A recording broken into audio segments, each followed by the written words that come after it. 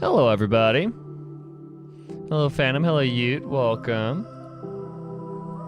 How's everybody doing today? Hello, Chrissy. Welcome. Hello, Nowhere.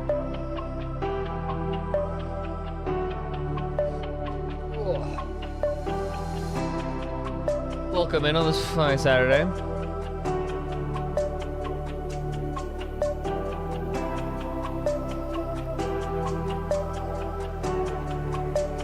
Saw my friend, which I hadn't seen in nearly a year, so that was fun. That was fun. That's good. That's awesome. I get to see my fucking college friends here in like 3 weeks. So excited for that shit, dude. Ooh. I'm moving back up to my college town in a couple of weeks, so I get to see them here soon.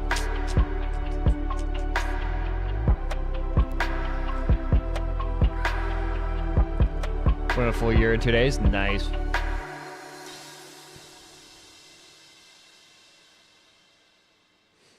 Yeah, we it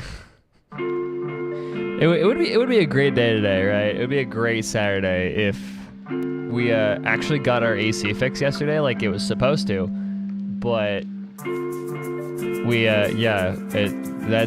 they pushed it back till Monday because they didn't get any parts in. So our AC is gonna be dead until hopefully Monday.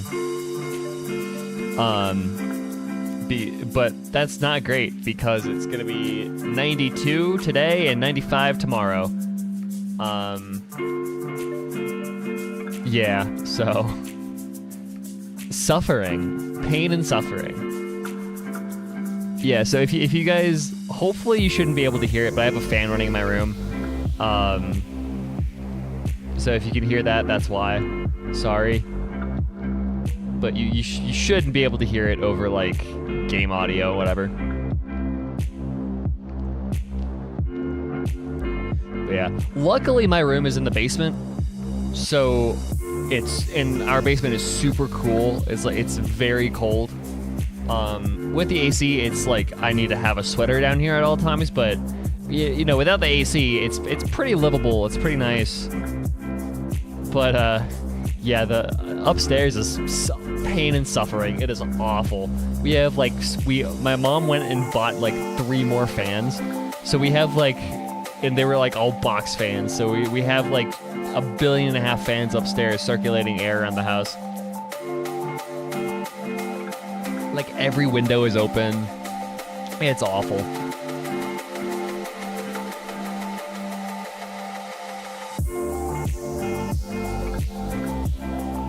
So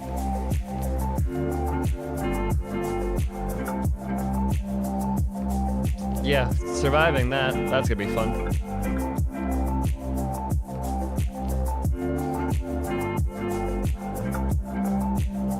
And then what else? Yeah, I woke up an hour and a half ago. That's been the first time I've done that in quite a while. I really just almost slept through this stream. That is something I have not done in a long time. But hey, it was great. It was a great sleep. So yeah, if I'm a little slow today, that's why I'm still waking up. I'm in the process of waking up. Yeah.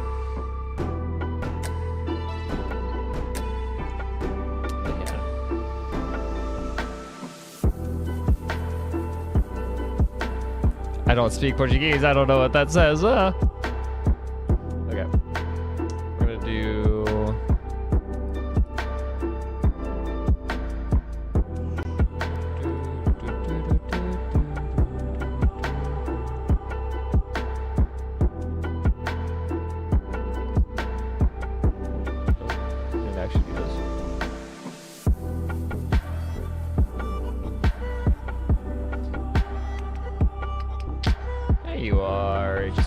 Hello. Yeah, hopefully the audio glitch that happened on Wednesday doesn't happen again. I think I know what the fix was. Cause the new audio interface, we're gonna get technical audio talk here, but the new audio interface I bought runs at 48 kilohertz for a sample rate, and OBS was still set at 44.1, which is what my old audio interface ran at. So if you don't match your sample rates, some weird shit can happen. I think that's what that was. Whoopsie. Yeah, I think that's what that was. I'm not entirely sure. But if that does happen again, I will suffer. I hate that. And what's dumb is it sounded completely different from the glitches that happened with my old interface. And it's like, it sounded completely different. So I don't know what's up with my audio and just throwing really weird like distortions and shit whenever it feels like it. There's like no patterns to it and I can't recreate it. It just happens sometimes. New glitch unlocked? Seriously. I don't know why or how or what. But it just does, so.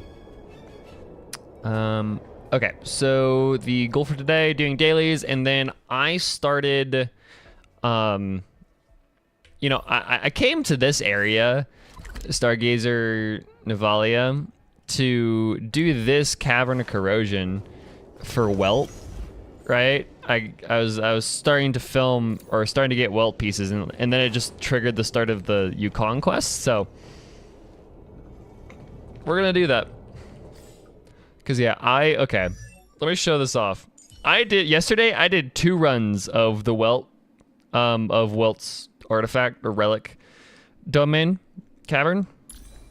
Right, let me show you the 3 things that I got. I got these in 2 runs. This guy, really good headpiece.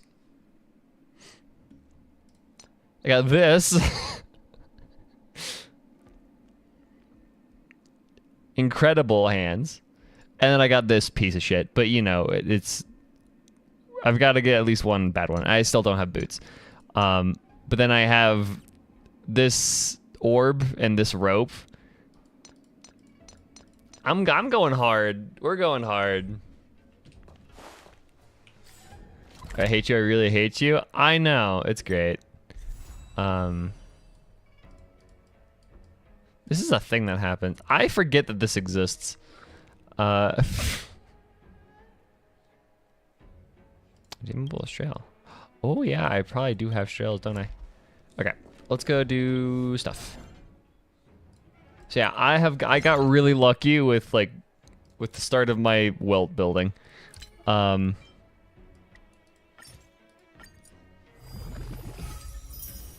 yeah. Okay, let's go. Synthesize 1 consumable, Cavern of Corrosion. I was gonna do that. Destroy 3 destructible objects. I am on that.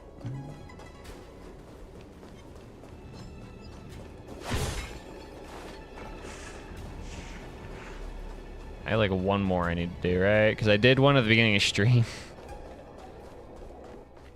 Give me another destructible thing. Please. There we go. Oop.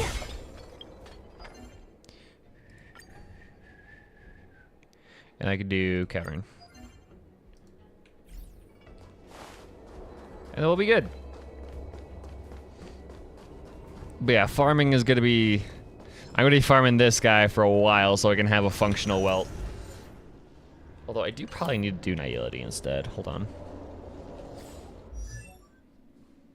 I don't make another account because I'm lazy, but God, I wish I had Welt. I do have a like an Asia account, but I have another account somewhere. I forget where. I haven't played past the intro because I had to record it. I had to use it to record the intro in Chinese for the Sampa or for the Kafka video. Like, I should actually do this. Yeah, I do need run Nihility. Ugh.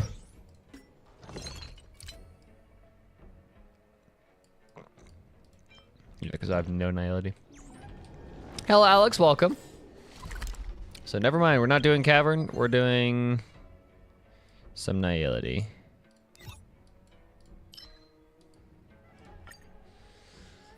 Ugh.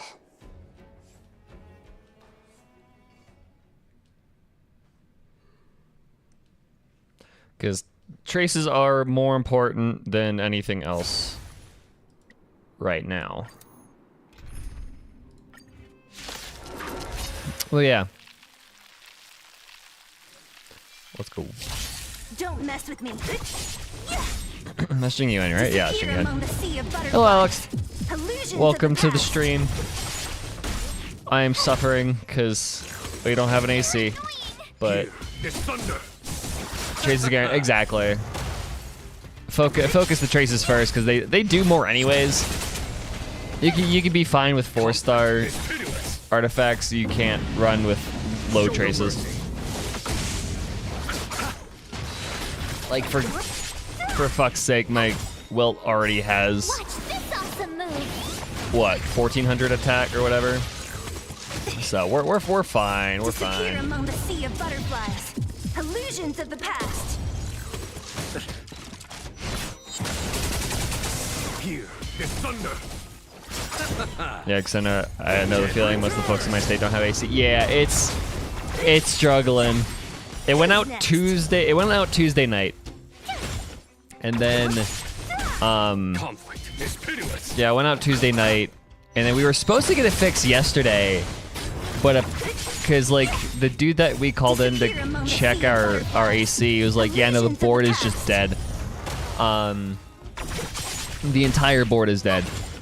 Like the control board. So he's like, I can get it in on Friday, and then he didn't end up getting it in on Friday. So they called us and said, yeah, no, probably Monday.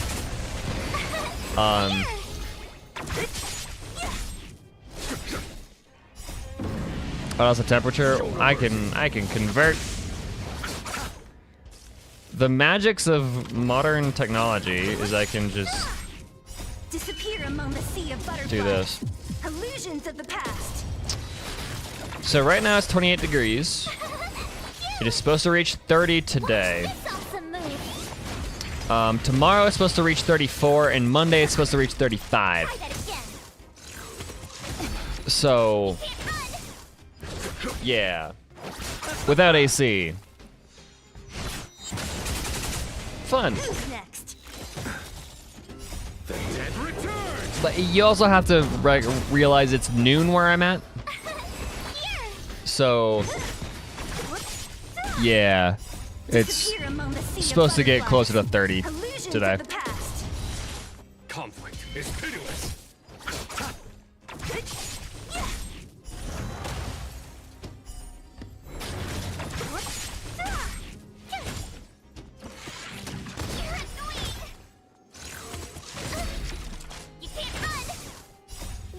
Remember when I found out Locha's buff cleanse gets rid of those robot shields? It's incredible. It's so nice. Having Locha and March on the same team, it just kind of removes that shield. It just completely nullifies that shield because March's girl power just ruins it. It's great. I love March's girl power against these. Against these fucking robots, it's so useful.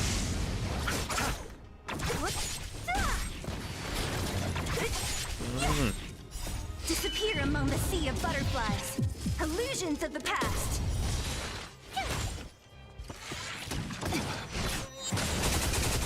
Here is thunder. Brawny and Locha, yeah, that works. That works too. It's just the automatic Disappear among The sea automatic of butterflies. March. It's great. I also Illusions just of love the March. past. We stand March here. No. Here we go. It's actually not a bad drop. Holy shit.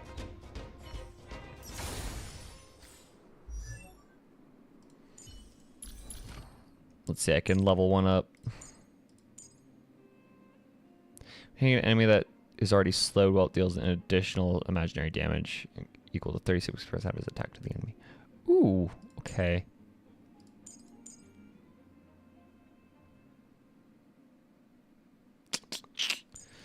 We'll do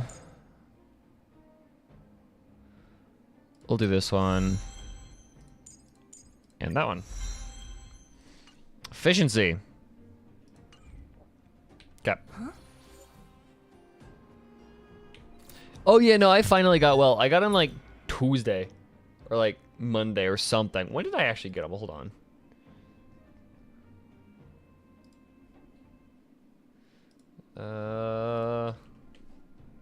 Nope, not in Pub 2.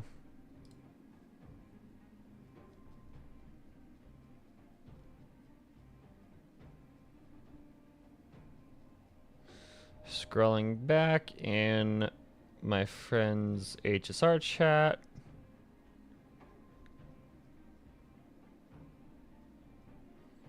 when I posted the picture of me getting welt.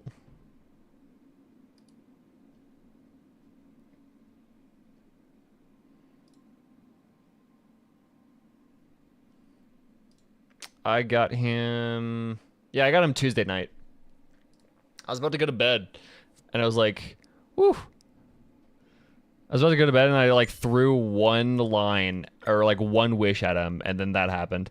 Also, I haven't listened to any of his lines about it Orange yet. is curious about everything, and she's always getting me to do combat poses. She thinks I pull them off pretty well, apparently. You think so too? He's safe. I know he has his doubts, but he's one of the crew now. Himiko and I won't let anyone harm him. Himiko's the kind of person that gives off her own light. Even though we're traveling across the train's old route, you can see Himiko's dreams flashing before her eyes when you look at her. It's almost as if she's been on the train from the very beginning, always moving starward. Okay. Pom-Pom's always there to lend a helping hand, but I'd refrain from teasing them if I were you. The last person that did that. Oh, there's a lot to say there. They only aired that series on my home world. I don't know if there's anywhere else in the universe that'd have it. I can use my mimicry power to show you a few episodes, but I can't guarantee the resolution. Oh my god, that's hilarious. Okay. Huh, interesting. Is them in minor March leaks? I have seen them. Those are the only leaks I have been like actively like tuned into. So yeah, I do have Welt now, and it makes me very happy. I am happy, like I'm good now. I don't need a wish on anybody else now. I am completely satisfied. So yeah, I'm saving now. I don't have any interest in anybody for now. Now that I have Welt, because they're like I got Welt by putting wishes into standard banner. Like any of the Jade that I got that came my way went into standard banner just to kind of collect pity. But yeah, I got lucky and got Welt, so now I have no reason to wish for a long ass time. Maybe like the Tingyuns. Yeah, I have. There's some foreshadowing in there that nobody caught. It's really interesting looking back at those. Unless they've like changed, and I haven't seen any like changes. But from what I understand, it's just like there's some clever foreshadowing. There's like a line about her whenever she goes out, she locks a note from her in a box or like in a drawer in her shop, and when she comes back, she burns it. But if she never comes back, then it's kind of like a little thing left behind for her. Who's next? I was gonna change my Bailu. Why though? Bailu's great.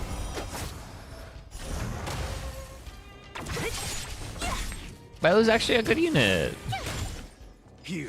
Also, fuck these guys that can heal themselves. That shit's annoying. Disappear among the sea of butterflies. Illusions of the past. Oh, fuck.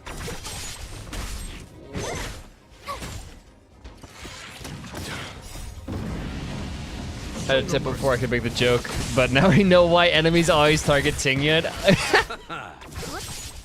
Because it's fucking Pantilia. Disappear among the sea of butterflies. Illusions of the past. I was there about Bailu in the beginning because child, but since then she's saved my life countless times. Yeah, it's interesting. Like, it's interesting that like the child healer in this game actually does something because, right? Like in Genshin, how I heard it, this is what made me like really clock why healers are good in this game. It's because in Genshin, getting hit is a skill issue. In this game, it's an inevitability. So healers actually do something because you are going to get hit. There's nothing you can do about it. I didn't find her much better than Natasha, but she does have a revive, so she can get you out of really sticky situations better than Natasha can.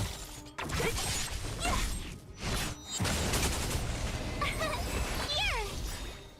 Watch this awesome move! Who's next? Here is thunder. Show no mercy. So, I mean, it just depends. At least you have 2 healers. Disappear among the sea of butterflies.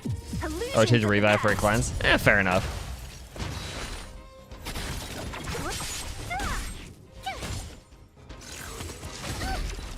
Try that again. You can't run. Conflict is pitiless. God, I'm still so fucking tired. You know, you would think that an hour to wake up or 2 hours to wake up would be great, but no, I'm still struggling. Ugh. Here is thunder. Ugh. There we go.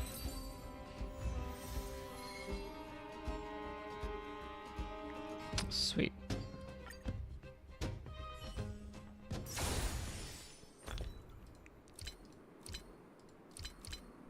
Why am I in my backpack? I need to go to character. There we go. Choices. What do we got? Nothing that I can further you guys with. Okay. One more. While I'm doing this, okay. I need to show you guys something. This is the dumbest shit. So, I think it was like yesterday, right? I think it was like yesterday. Illusions of the past. I get a notification, right?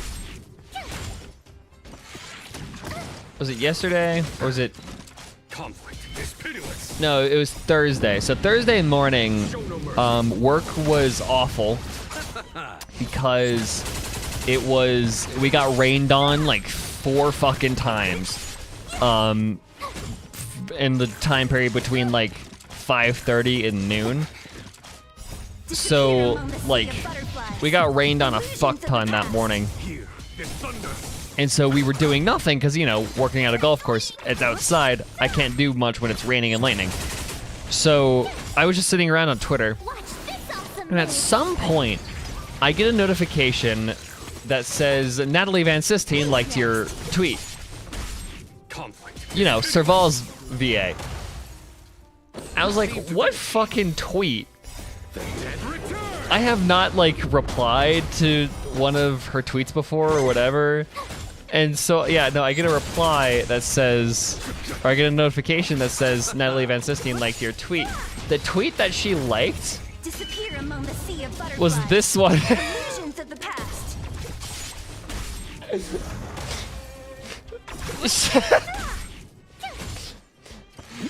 It was a response to this. Here. If I go into likes, you'll see Serval's voice actor. Who's next? Watch this awesome move. So good to know that I have exposed Natalie Van Sistine Illusions of the past. to this wonderful image. This gorgeous, beautiful, beautiful image. Was that it? No, I would tweet Rule 34. It's this beautiful work of art has graced the eyes of Serval Landau's voice actress. Here is thunder. The dead return. I don't know this. I didn't know that this was my like life goal, Try that again. but apparently it is. Show no mercy. So that's been the highlight of my week, to be honest. Illusions of the past. Was getting that notification.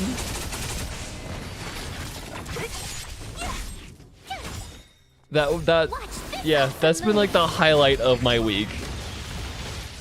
Cause like I died when I saw that. I was like chilling in the break room, conflict is I was chilling in the break room, just kind of waiting for the rain to pass by, and I'm just dying. I'm just dying inside because I got that notification. the thunder. My life is complete, to be honest. My life is complete.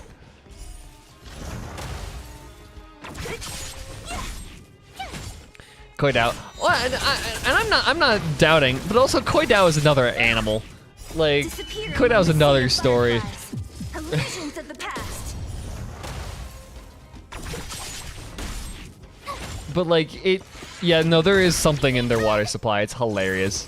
I love the voice actors. They are so good. Here!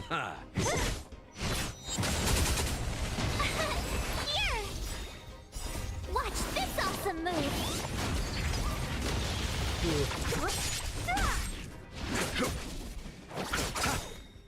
The dead return. Because like, Sayu, Christina Costello, Disappear among Shara the sea of Kirby, butterflies. Illusions of Ben the past. Bonacita, and somebody else who were playing Mario Kart a couple days ago, and they were just complete and utter gremlins. And it was so fun to watch that.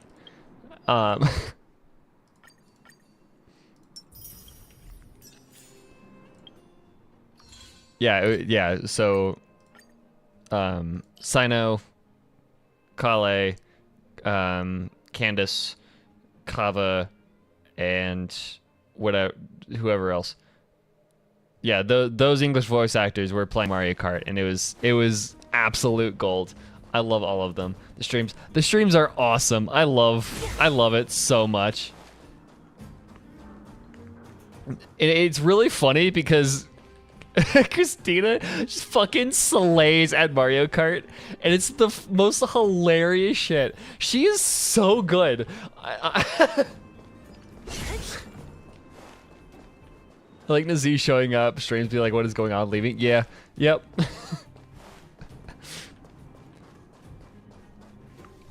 No, my favorite is Christina. She is hilarious, and she is so good at Mario Kart for absolutely zero reason.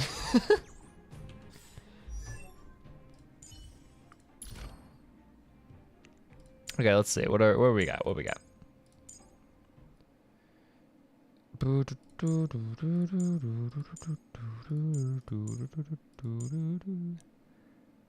So work on you. And then we can do you.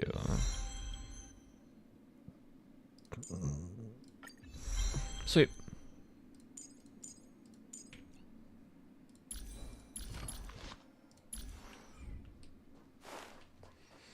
Okay.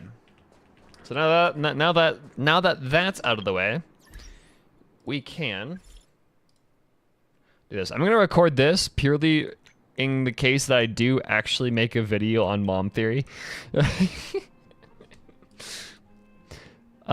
Which one is it? Is it Sequoia, I think? No.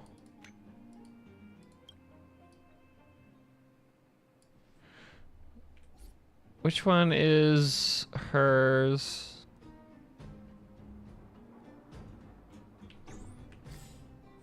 There it is. Navigate. There we go. Yeah, Sequoia, yeah. I think I also just traded. Yeah, you have to go to Stargaze and Evalia, which is like, there's really no reason to go here.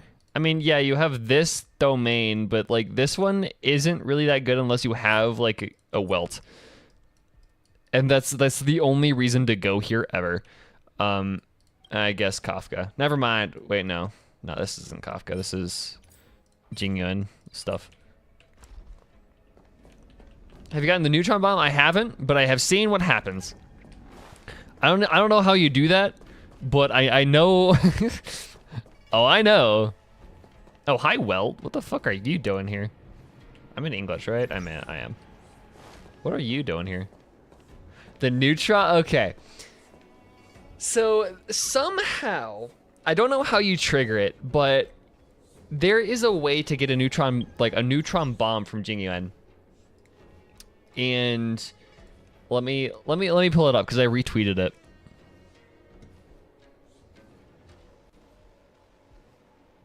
Let me pull it up. Display capture. Also this. I love this. So yeah, this looks like a shit post, but then you realized, yeah, Hu Tao employs Zhongli. And this is my favorite sentence. So as long as Zhongli is on the clock, Hu Tao is above God. That is my favorite sentence I think I've ever tweeted. Anyways, it's down here. Right here. Oh yeah, no. Okay, so you pick up a bomb by exploring the boxes around Starskiff Haven, and then when you get it, Jing Yuan texts you and says, yeah, greetings, Trailblazer. The Seed of Divine Foresight is currently collaborating with the Ten Lords Commission Spiritfarer in pursuit of a heinous crime and requests your assistance. Might I inquire if you've recently received any parcels of mysterious origin? I have it on me. Oh, this way simple then. To be frank, the parcel could be used from the Annihilation Gang. These violent followers of the Ruin Author were trying to upend the Xianzhou with it. If you do receive parcels of such description, please hand it over to Qingzu at the Seat of Divine Foresight. She shall forward the item to the experts of the Ten Lords Commission to handle it. Of course, if you have any other means of destruction that would not cause any danger, please feel free to use them. Just remember to update Qingzu after it is done. At the present, I have urgent matters to attend to, yada yada. So, if you do end up bringing the bomb to Qingzu, it will go off, and you will be left with a note.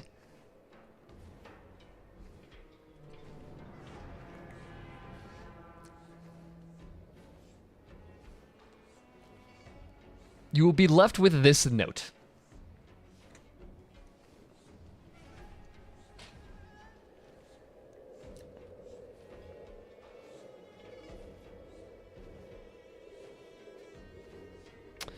So, people have been speculating. There's also this tweet down here from the same person that Sampo is the only person that doesn't leave footprints, which is a really interesting observation.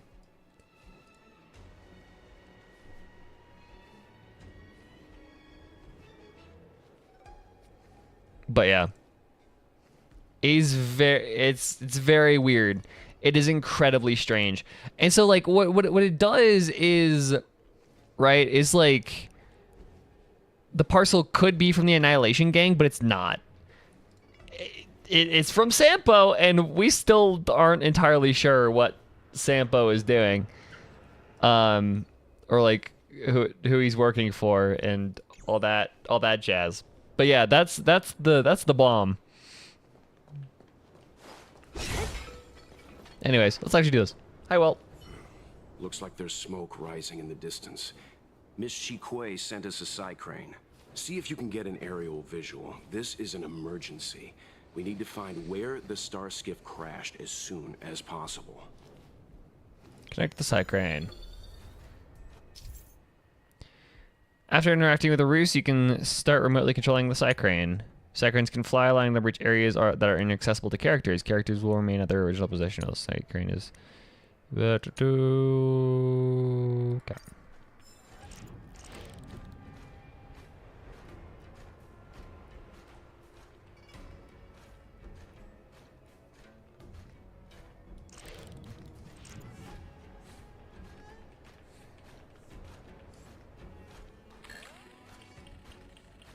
We found it. Looks like the pilot isn't inside. If they escaped before it came down, they should still be nearby. Or maybe they just got like flung out, because you know that happens usually. And in like most crashes, it's very easy for a person to get ejected quite powerfully.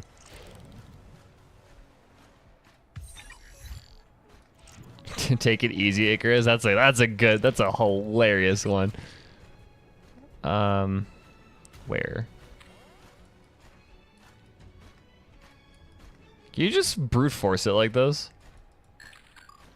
Oh, hello. That must be who Miss Shikue asked us to save. We need to hurry. Those abominations have trapped her. Be careful. Okay, where are we going? Boo, down there.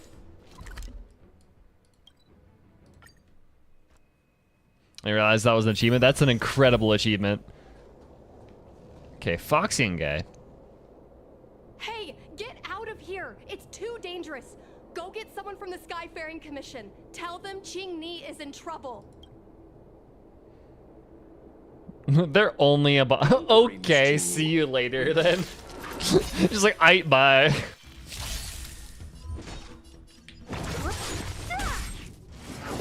Ow. Ow.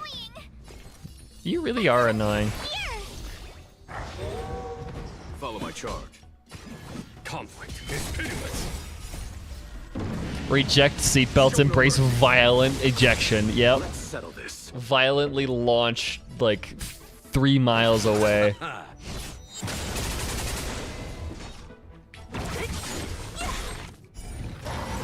I'll end your misery. How did that not kill, bro? I'll free you from your chains. That's fucking Disappear stupid. among the sea of butterflies. Illusions of the past. My turn.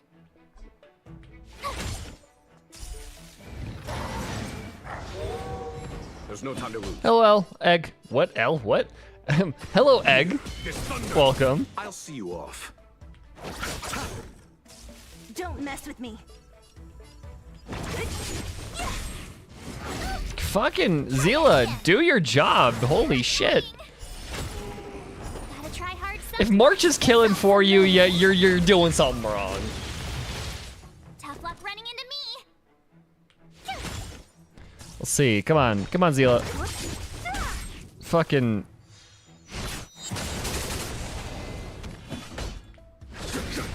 You chose the wrong enemy. Thanks. Try that again. I think these enemy designs are really neat. They are really cool, yeah. My turn. What a headache. Follow my charge.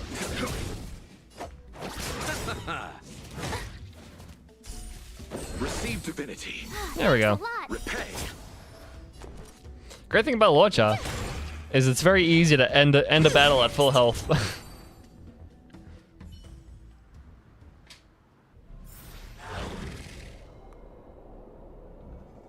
There are too many monsters. Let's hold out for a little longer. The Cloud Knights should be here soon. Just run! These monsters can't get up here anytime soon. No can do, Miss Chingni. We're not abandoning you.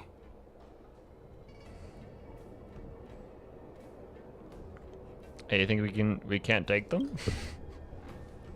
Easy. Let's not get ahead of ourselves. You two have held out long enough. Help is at hand. Hello, Yukong.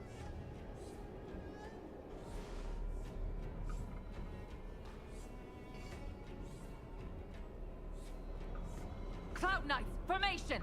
Prepare to engage. Let's go. Hold on, Ching-Mi. We're coming to get you. Is there something that's not great on Luocha? True. You've got a Disappear among point. the sea of butterflies. Illusions of the past. Eternal sleep. Bonk. Return. Wait, no. Bonk. There we I'll go. end your misery. You're annoying. Gotta try hard sometime. Watch this awesome move. Let's see if I can make it so they don't summon. Can I prevent a summon just straight up? Told you I could fight. There's no time to lose. Here. This thunder. Oh, damn it. I was so close. So you are afraid of me. I was so close for that.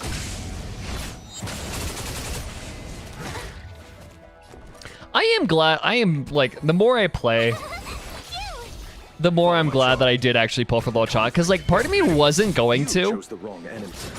Like, part of me was like, I'm just gonna keep, like, I'm just gonna keep saving. Whatever. But no, I am incredibly glad I did pull for Luocha because he just makes this game so easy. Oh, there's more of them. Oh. Disappear among the sea of butterflies. Illusions of the Qingni's past. VA did a really good job on this quest. I've heard like one line for her, so I'm not entirely sure. I'm not gonna make that judgment yet. Fuck you. My turn. A foregone conclusion. Here, this thunder. I'll see you off. Don't mess with me. I'll end your misery. Who's next? Try that again. Okay, I'll see what I can freeze. Watch this awesome move. I only got one freeze off, bro. Come on. You're annoying. Now she has 3 stacks of electric. Disappear among the sea of butterflies. Illusions of the past. Tough luck running into me. Here.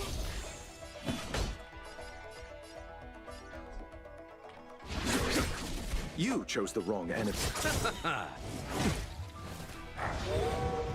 Don't mess with me.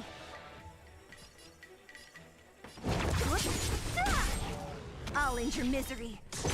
Eternal sleep. Dead return! Told you I could fight. You.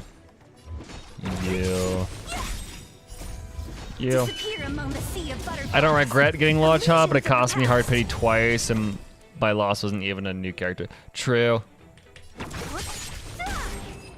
That does suck, but hey, yeah, you got one of the most, like, the best survivability characters in the game right now, so yeah.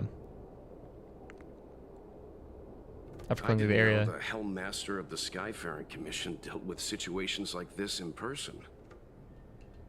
Indeed. I should be reviewing files in the Palace of Astrum.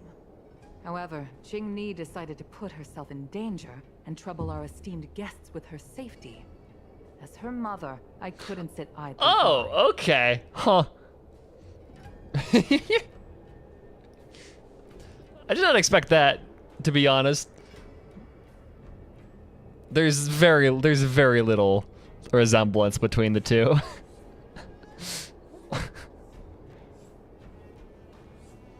Especially since I want Daniel and Fushuan and Misoji's. Yeah.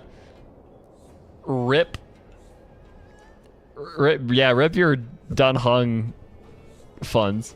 Mother. Qingni, have you thanked your benefactors yet? Say thank you.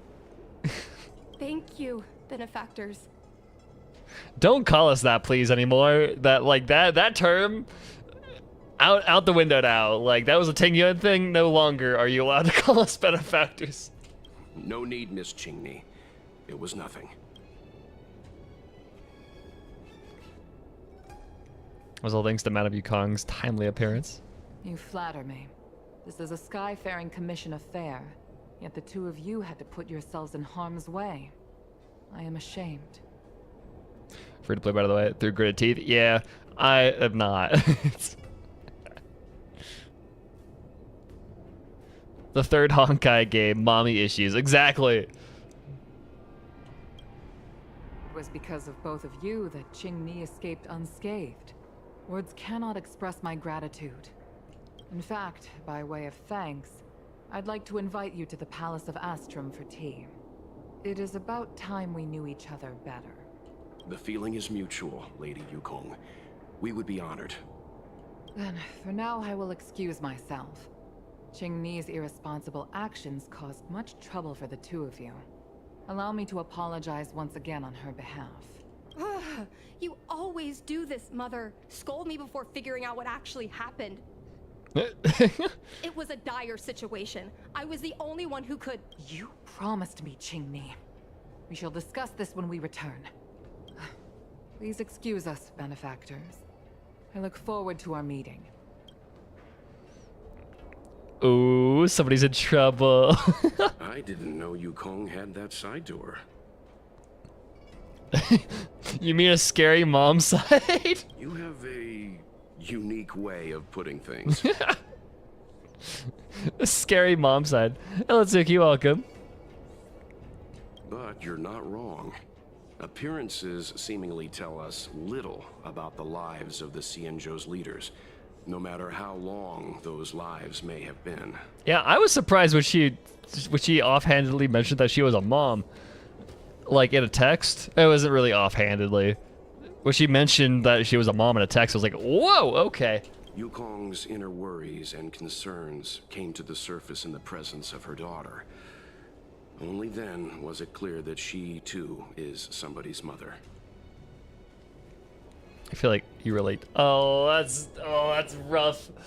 Oh, that's rough. I feel like you relate to this a lot too, Mr. Yang. Yes. After all, I know what it's like to worry over a kid's homework and whether their lunch is healthy enough.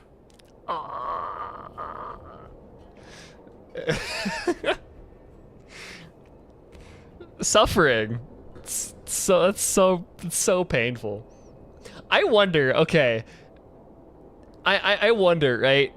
What was the briefing that they had to give Corey Landis for Welt's character?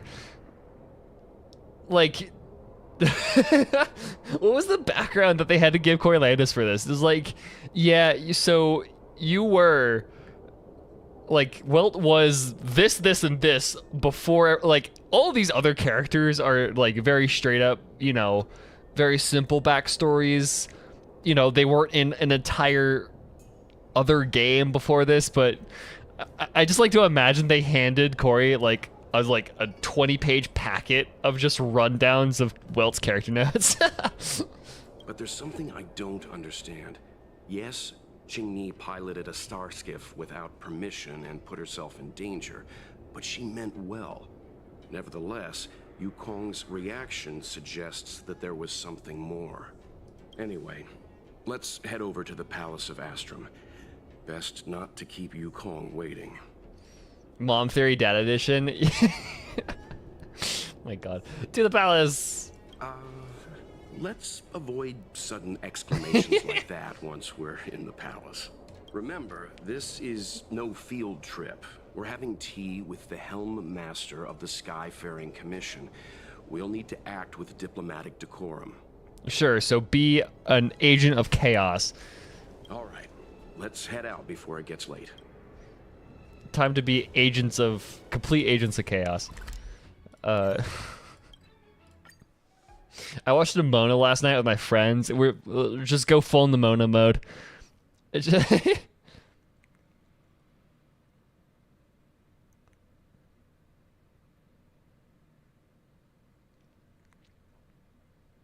Here's your character lore poll. Yeah, exactly. It's just like it's a full fucking You rest. like I'll stand guard.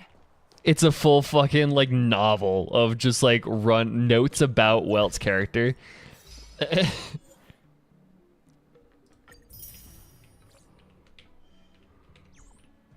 He's the only character that had to do that. It was just yeah, you have homework, Corey. Here you go. Why Hello, won't Yukong. you listen to me? Because it's my life. Ooh. We'll leave you two to it. We'll leave you two to it. No. I love Nimona. It was a really good movie. It was an incredible movie. You know I have the talent to make it. I can become the Luofu's best pilot, just like you were. Talent? You'd be dead if it weren't for those two travelers. Do you think stealing a star skiff and taking to the skies is a show of talent? What about being trapped by abominations?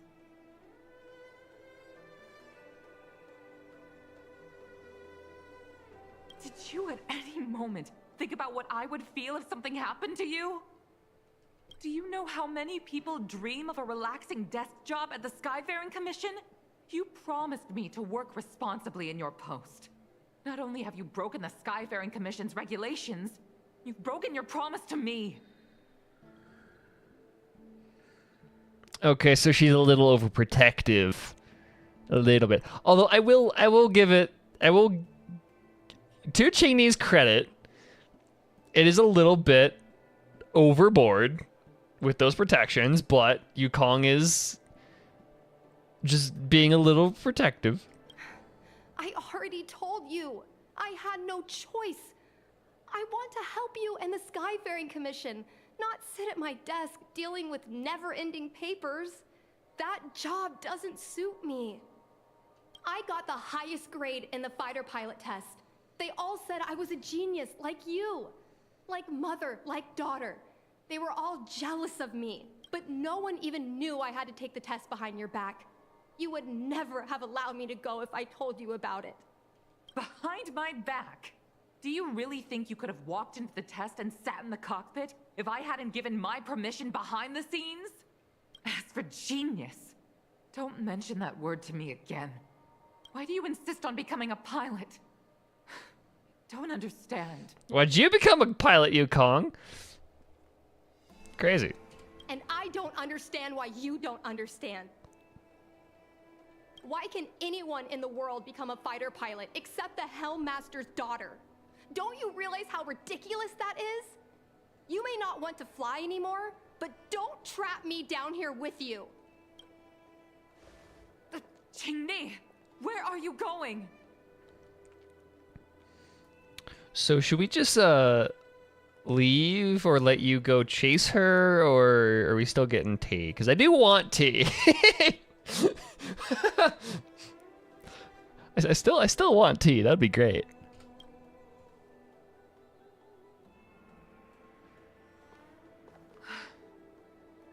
I'm sorry you had to witness this.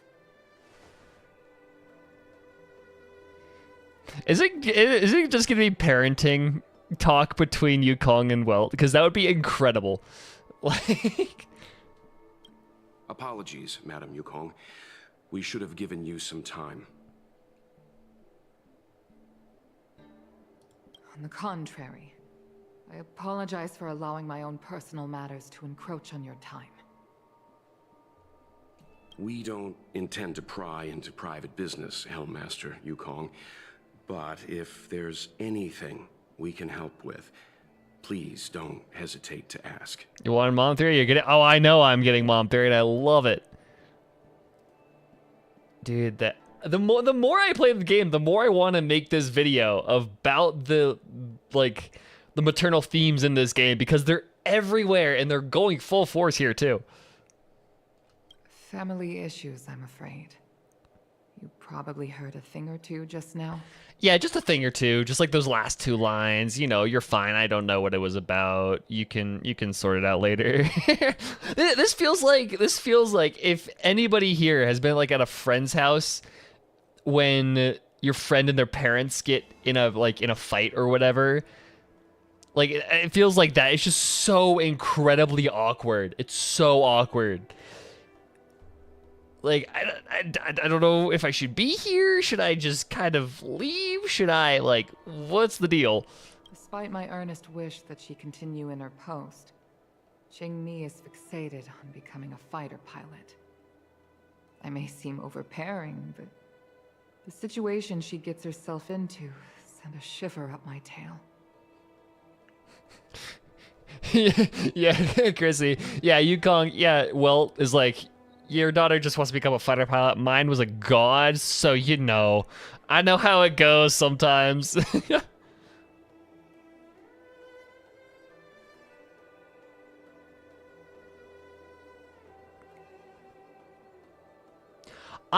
Okay, my favorite so far has been Serval's, and I don't know.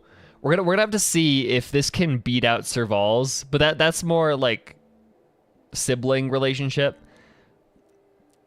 And okay, maybe you could extend the whole mom theory to just family, like found family is very much, or just family in general. Familial relationships is this game, but it has a lot of focus on mother-child. Because like Serval was also kind of accepting the family that you have kind of thing, or like not running away from your family or stuff like that. I don't know. I love Servals. Yeah, it's the Astral Express family, exactly. And with, you know, especially with March and Stella, it's very much found family, just because, you know, that was the family that literally found them. Serval's family tried to make it. Yes, but, you know, it's, hey, her ex did. Her ex tried to do that. Japard was brainwashed. It's fine. It's fine. It's funny, isn't it? I've seen every disaster imaginable, from the abundance axis to a living planet. I thought I'd forgotten what fear was. But when I fought alongside you, I realized there are still things that can terrify me. I'm sorry. Talking about such vexing matters is unbecoming in front of guests. Japard was not. Yeah, and I know. And that's why it's like, it's just familial relationships. In a lot of cases, it is found family. You know, Clara and Svarog, Hook and the moles.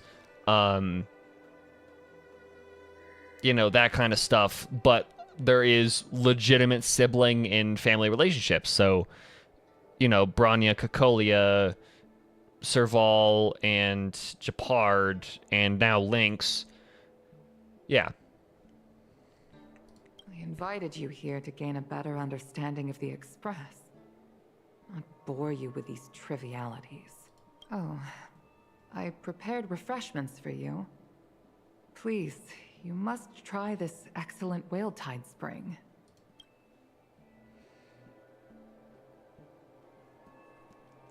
Everyone enjoy this meeting with Yukong. Nice. Please accept these gifts as thanks for saving my daughter. I'd heard that the Nameless had traversed the Starry Sea, but I wasn't prepared for how much I could learn from you. She sounds so defeated. She's so uninterested. Well, I'd heard from members of the Skyfaring Commission that you were a top-tier pilot, Madam Yukong, and an ace among the Cloud Knights. Now that I've seen you in action, I know the rumors were true. I hope to witness your flying ability for myself one day. We'll head off now. The Commission must be busy. I look forward to our next meeting, Madam Yukong. That is one of the largest line changes I've seen. Usually it's one word, but that's an entire fucking, like, half a sentence. Okay, interesting. On my flying ability, I'm afraid I'll have to disappoint you, Mr. Yang. The sky no longer suits me.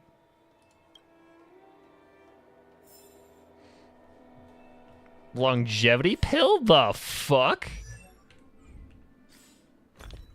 What did she just give me?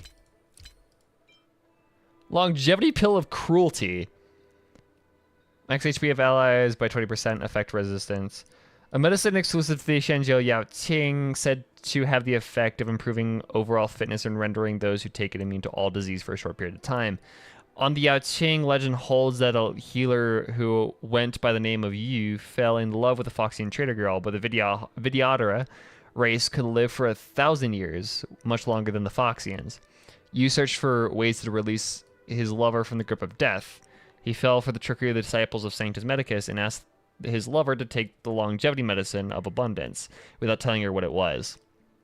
The Foxian girl turned into an abomination that no longer loved him before being slain by the Cloud Knights. To prevent Yu, who was overwhelmed by grief, from becoming Mara-struck, the Alchemy Commission ordered him to take a longevity pill of cruelty that deprived him of love and desire until its demise.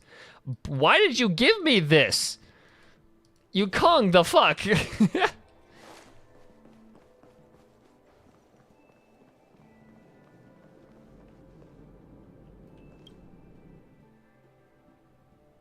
This quest has a lot of that? That's weird.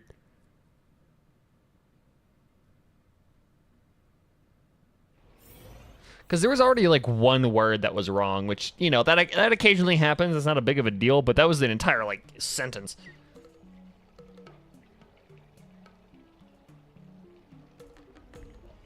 Oh my god.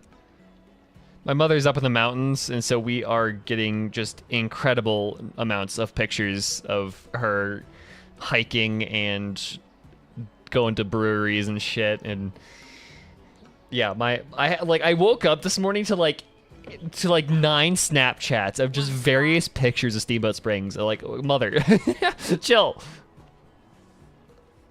You too, please, wait. Hi, Chingy.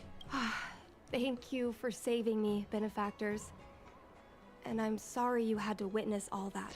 I internally cringe every time somebody calls us benefactors. I understand. It's the parent-child relationship. I do not understand. You've experienced it yourself. Nope. That's great. I mean, I'm happy I finally found someone who can understand me. I have not experienced that. I do not even have that close of a relationship to Himeko, so yeah. Pay attention to her neck? I mean, I understand, yeah. No, I totally understand. Like, me, Whale Milk does. Estella? No, she has no idea. She hasn't had an argument with Kafka. I don't think she has that kind of relationship with Himeko yet. We're getting there, maybe. We may be getting there, but right now, she doesn't remember shit. But I've had the hairpin ceremony. I'm an adult now. I have the right to pursue my dreams. Mom still insists on sheltering me under her wing, as if I can't even stay alive without her.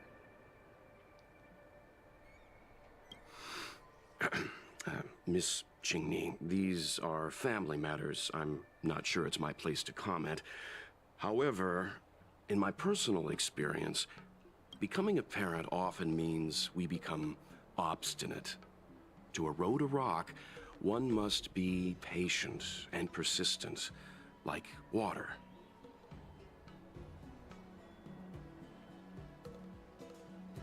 What I mean to say is, instead of trying to prove yourself suddenly, perhaps you could demonstrate your ability to look after yourself methodically, over time. Don't you think, Miss You Qingni? sure as hell have a lot of time. Okay, yeah. She keeps calling us benefactors. Watch her neck. Yeah, okay.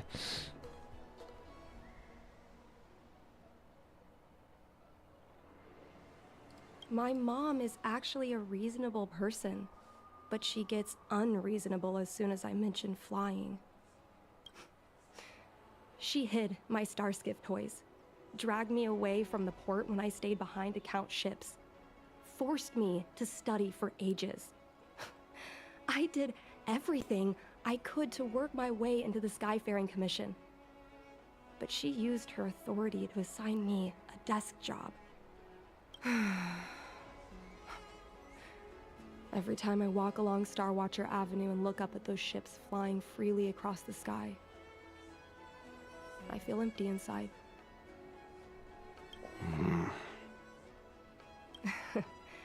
Speaking of empty inside, so how were Mom's refreshments? Good? Incredible. Incredible transition there.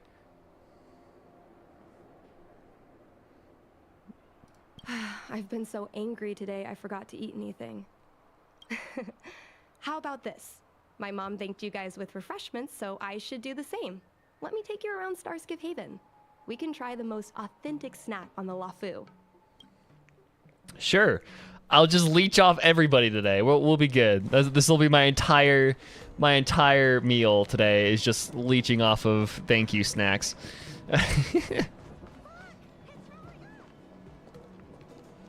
Okay, no, it's a vending machine.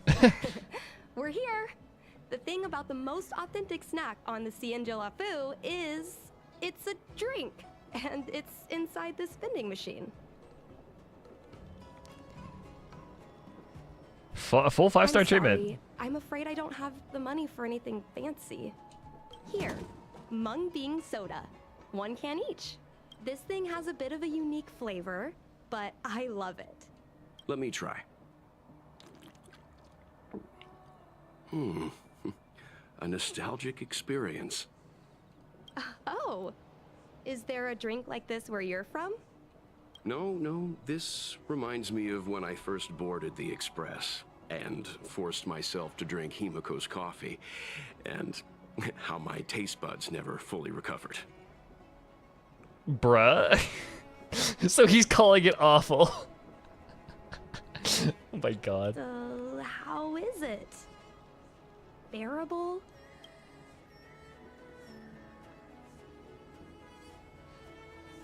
You just confront her about it, like, bro.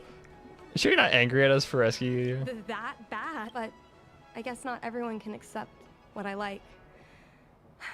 Just like flying. Well, don't force yourself. Let's go somewhere else. Ooh, I know a really great place in Starskiff Haven to Starskiff watch.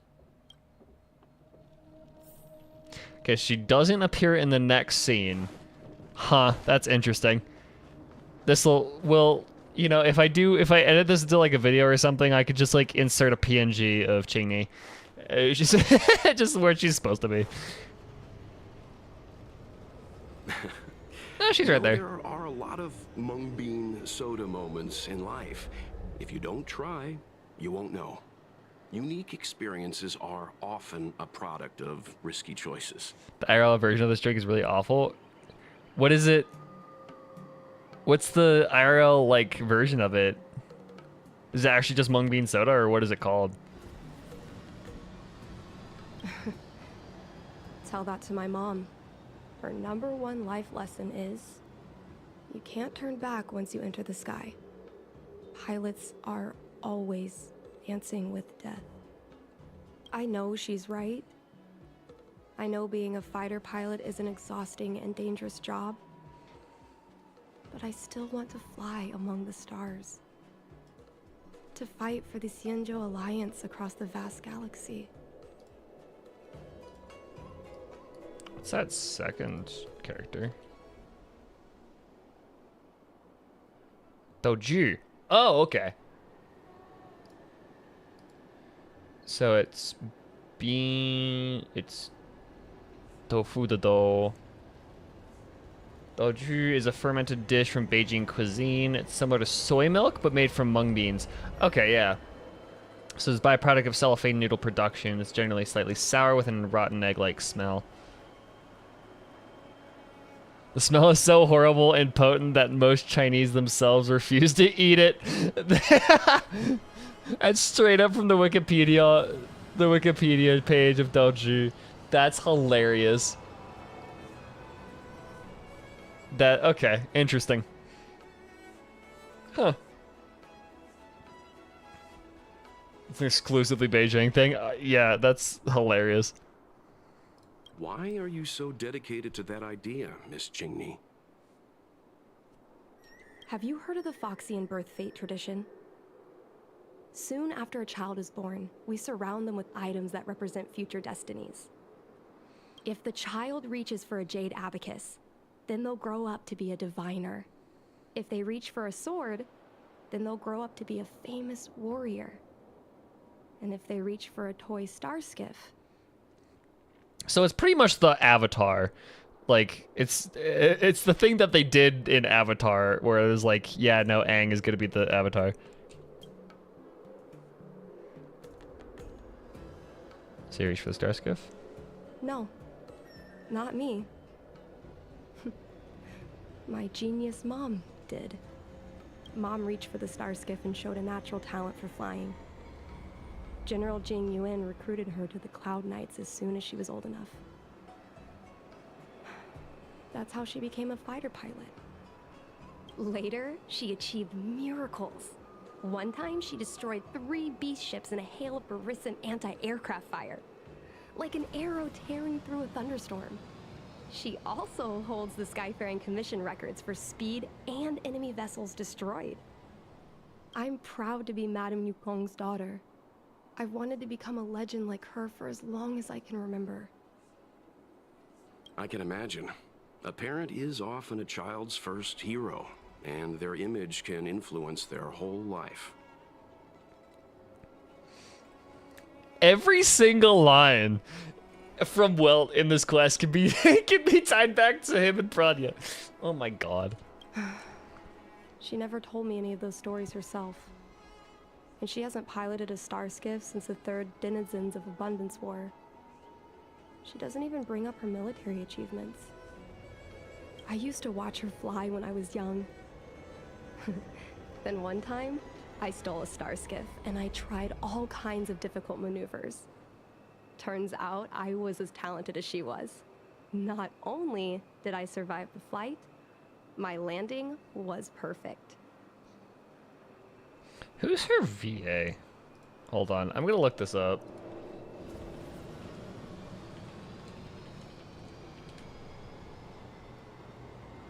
No.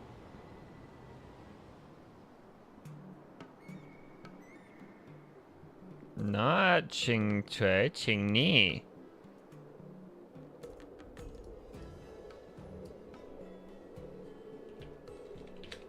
Maybe Qing Ni.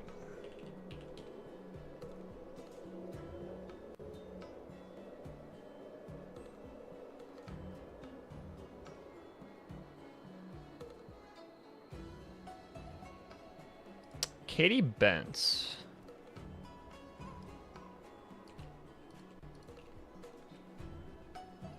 Who have you? Because her voice sounds familiar for some reason.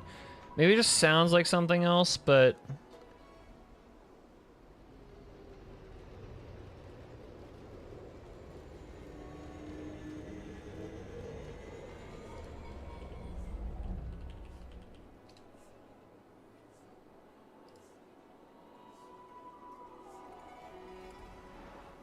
oh, she plays Steph from Life is Strange.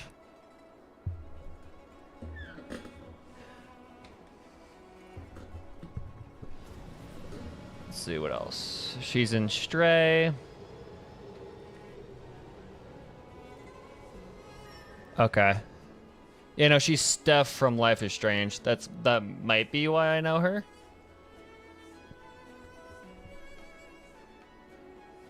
From True Colors.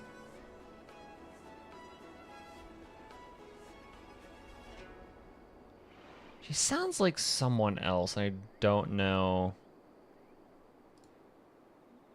What else is she from?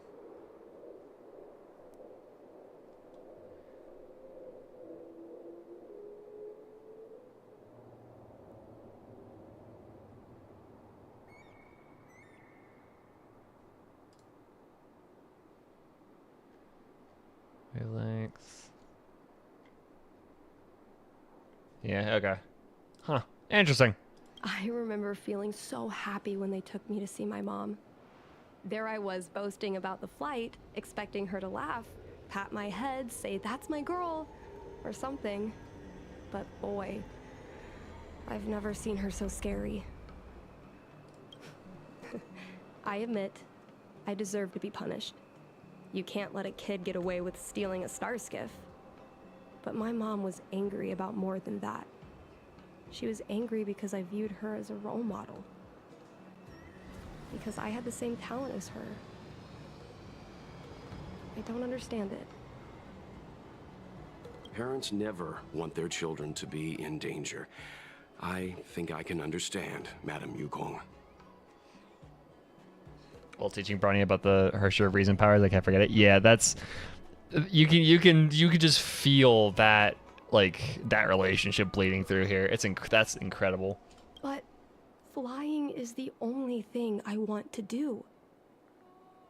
I've already touched the sky. Okay, Kaladin, what?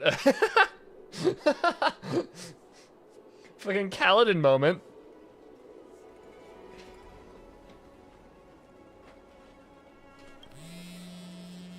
Buzz. Buzz, buzz. Buzz, buzz. It's Mom's secretary, Miss Sequay. She just sent me a message. Mom lost one of her trinkets in Stargazer Navalia when she came to save me. Miss Sequay suggested I find the trinket and return it to Mom. Said it might help me get back in her good books. In Stargazer Navalia? Let's go with you and have a look. Is it really okay to bother you two again? I mean, we don't have much to do. Wait, saying thanks for the mung bean soda. Sorry. Please don't mention the mung bean soda again. Will do. Chinese memories. Okay. Go to Stargazer Navalia. What's closer here? I think that's good. Her voice acting is so good. It really is. She is incredible so far. And you know, Donna Bennett is also doing an incredible job. It's funny because like I'm used to hearing Donna and Bennett play Sody Pop from Chicken Nugget. And you know, Sody Pop is a very high-pitched, chaotic character, and Yukong is the complete opposite. Very mature, lower female voice. Yeah. The fight with the abominations was pretty chaotic. I think Mom's trinket would have dropped around here. Do you know what it looks like, Miss Qingni? Let me think. It should be a little square thing. She's usually got something like that on her. This is your area of expertise. What the fuck do you mean? You think I am dating? Your powers of perception are impressive. That's all. I think you're the right person for the job. Okay. Do you think I am dating? That's hilarious.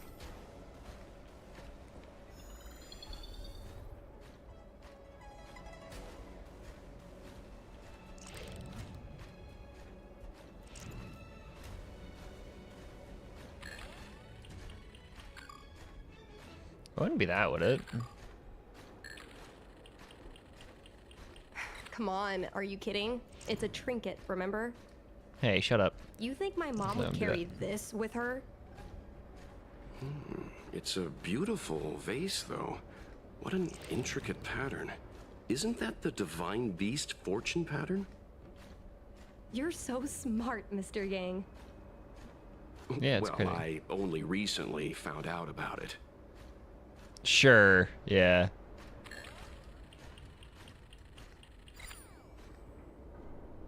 Mom always carries this trinket around with her, but I never realized there was something inside. How did it get all the way the fuck up there? Is this the hunt crest? I don't get it. This is what pilots hang in their Starskiff cockpits for good luck. Oh. It must be very close to Helmmaster Yukong's heart. Let's head back, Miss Qingni. I think you should return this trinket in person. This is an opportunity for the two of you to talk. Not yet. I want to go back later. There's something I hope you two can help me with first. Okay. If you want us to help you persuade your mother, I'm afraid that could be difficult. It's not easy to solve a family dispute as an outsider. No, you misunderstand. I just want to know what she's thinking. What turned an ace pilot, someone who loved to fly, into someone like her? So you want us to do like some spying for you. Some familial spying. My mom clearly misses her flying days. Otherwise, she wouldn't keep this on her person. But she doesn't fly anymore and refuses to let me become a fighter pilot. Why? Maybe we can ask some people who might know the truth.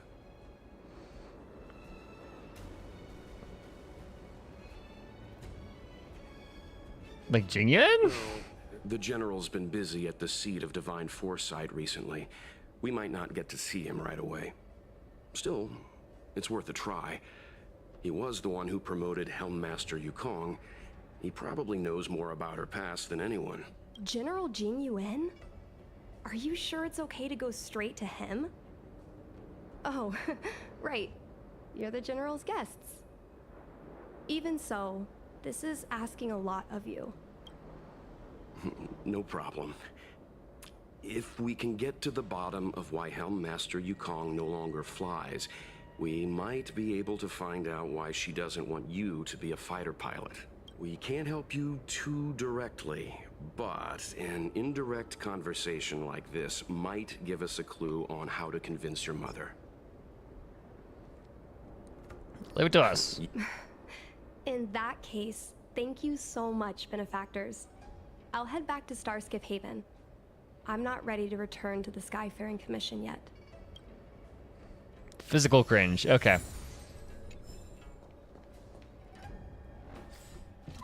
See your divine foresight. Hey, Jing Yuan. Important matters. Why did Yukong stop flying? This is just the weirdest shit. Yeah.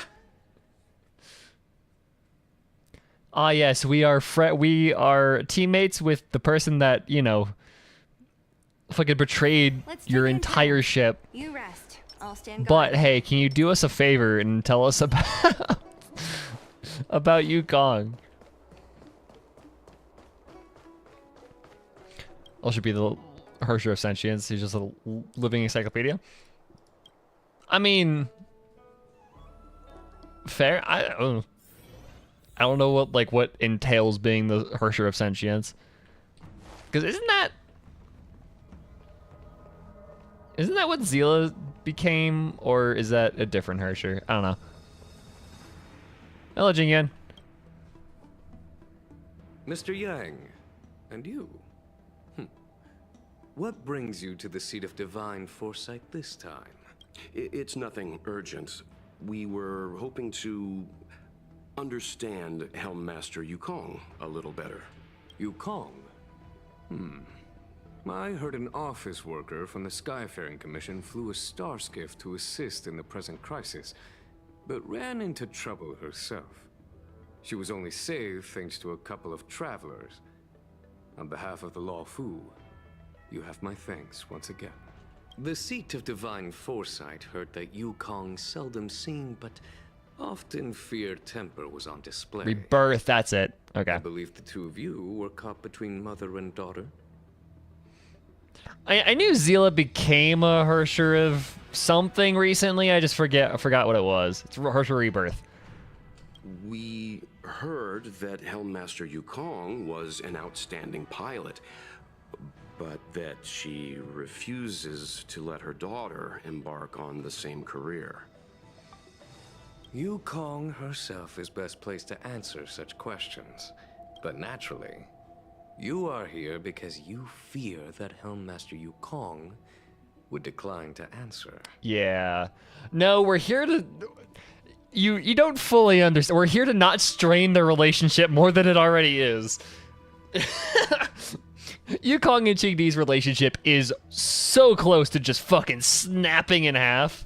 We don't want to strain it anymore. If you wish to dispel Miss Qingni's curiosity, perhaps we can take a small step back from the topic at hand. What do you wish to know about Yukong the pilot? Oh, I haven't been... Hold on. And the third Denizens of Abundance War, Rain Arbiters, Sky Shattering, Lux Arrow wiped out everything along the way. The Xianzhou people used burning embers of the air to create many divine objects. Yes. This is a divine object from the Rainbow Arbiter? Where did you find this?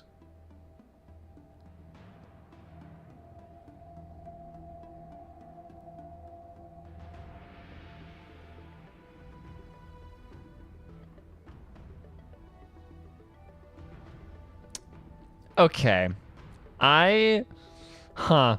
So here's the thing. This is incriminating. This is a lie. This is also a lie. Or, okay, this is incriminating. This doesn't give Jing Yuan enough information. This is just a lie. So, like...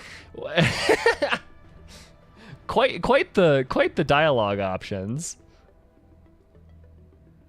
Picked it up off the road. No. This object has been stored inside Helmmaster Yukong's personal trinket all along. Miss Qingni lent it to us. She thought it might be a way to find out more about Yukong's past and why she no longer flies. This object is no ordinary trinket. It has borne witness to blood and tears. I'm sure you're both familiar with the Xianzhou's long galactic hunt. But have you heard of the denizens of Abundance Wars? As the Xianzhou has continued to cleanse the universe of immortal abominations, so too has the Abundance Axis succeeded in breaching our defensive lines. They pushed the Xianzhou to the brink of disaster. 30 years ago, the Xianzhou Yaoqing and Fenghu were besieged by our enemies. Even in the long history of warfare between the Xianzhou Alliance and the denizens of Abundance, that air battle was one of the most tragic. We were greatly outnumbered by the abominations of Abundance. Almost 1 million fighter pilots fought in the bitter battle. Those who survived numbered no more than 100,000. Had the Rainbow Arbiter not descended and destroyed the enemy's assault with their sky-shattering Lux Arrow, who's to say whether the Luofu would still be here today? Such divine objects were forged from the embers that the Arbiter's divine arrow left behind. For the survivors, these relics contain the blood of their comrades, the ashes of their enemies, At least. and the dust of their memories. At least 90% for fatality. Because he said, like, yeah. Yeah, no. Around 90% fatality rate. It's yeah, they were fucked. They were fucked, and then Lan just kind of saved their asses. Yukong is a survivor of that war. Her best friend, Tai, perished on the battlefield. Yep, it's that light cone. It's the light cone. It's Yukong's light cone. That's exactly what it is. I don't have any other questions. Thank you, General. I do not wish to speculate on the reason behind Helmmaster Yukong's reluctance to fly. Nor do I want to open up old wounds. However, it is difficult to discard one's past. Yukong and Sai trusted each other with their lives. The Helmmaster will have strong memories of that time. Perhaps it is not my place to say, but I believe Qingni has the right to know about the past, as the past is starting to affect her future. Thank you, General. Thank you, General. We apologize for taking up your time with such triviality. Mr. Yang, you jest. How can harmony between parent and child constitute a triviality? If you ask me, the mountains of documents and the seat of divine foresight are the only triviality around here. Let's go. The man hates paperwork as much as the next dude. Wise words from a single dad, yeah. We'll take our leave. Let's go. We should head to Starskiff Haven and find Qingni. Wise words. Let's go. Okay. Yeah, it's the Yukong light cone. Hold on. Light cones. Oh, wait, hold on. Wait, okay, we'll look at that later. Anything Ting Yuan now is worth a reevaluation. This one. Past and future. Details. Whoop.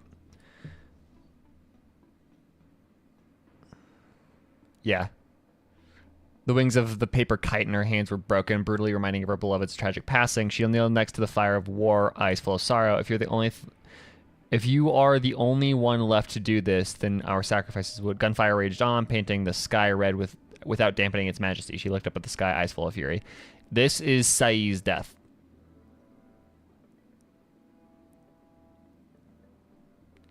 during that battle. So many parents. I know, and I love it. I love it so much. It's so good. But then, like, if you go to that one text that Yukong sent us,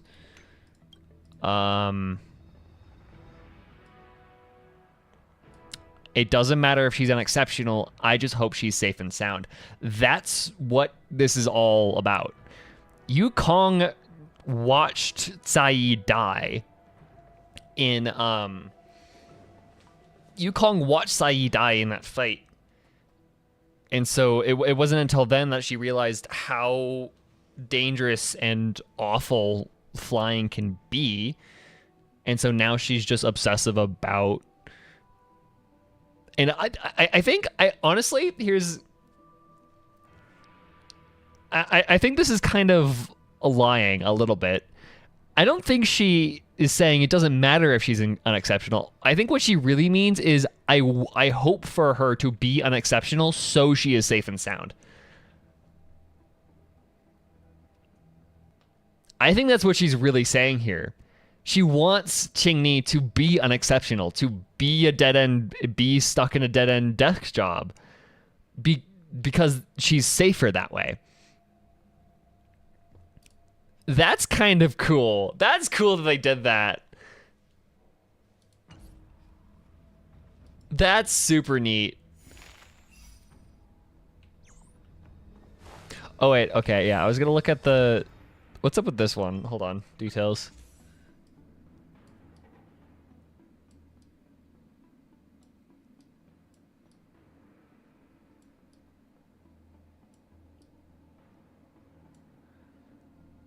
Okay, so he immediately falls in love with the golden vessel and is about to buy it, but the Foxian girl drags him aside and whispers, "Please return at night, Mr. Benefactor, and make up your mind then." As promised, he returns at night. The same Foxian girl opens the door and smiles at him. "Please follow me, Benefactor." A ray of moonlight shines onto the base of the etched plate. The artisan had traced the petals with lines of various depths, and he would not be able to see such details without the moonlight. He finally recalls why this item is called Carve the Moon, Weave the Cloud. Okay. That's weird. That's still extremely suspicious. I don't like that.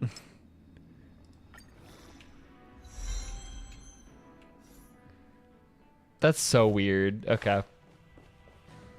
And anything related to Tingyun deserves reevaluation after that. Okay. Palace of Astrum. Where are we going? Dude.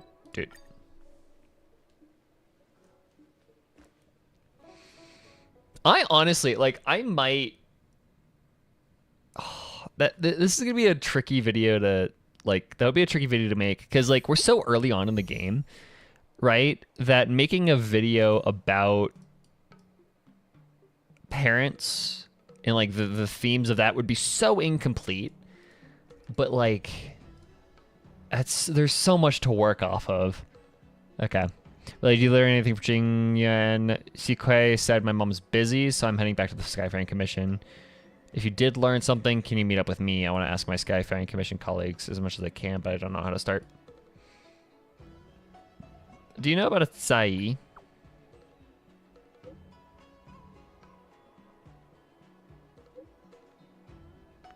I actually guess there'd be some connection. Let's meet up. See you in a bit. Yep, she is aware.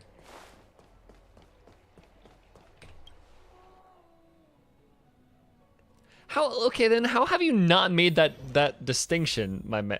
Like, come on. How do you not make that distinction? Or that like that. My mom isn't in a great mood. She went for a walk. Isn't it, she skipped work? My mom isn't the irresponsible type. She only skips work if she's managed to delegate everything. So she's not actually skipping work. She's like, you do this, and this. I'm out of here. Fuck you. Like, You two are very similar. Well, my we God. do both like to take a walk after a fight. Take a walk. The only difference is that I come to this side of Starskiff Haven and she heads to the other. That way, we don't bump into each other.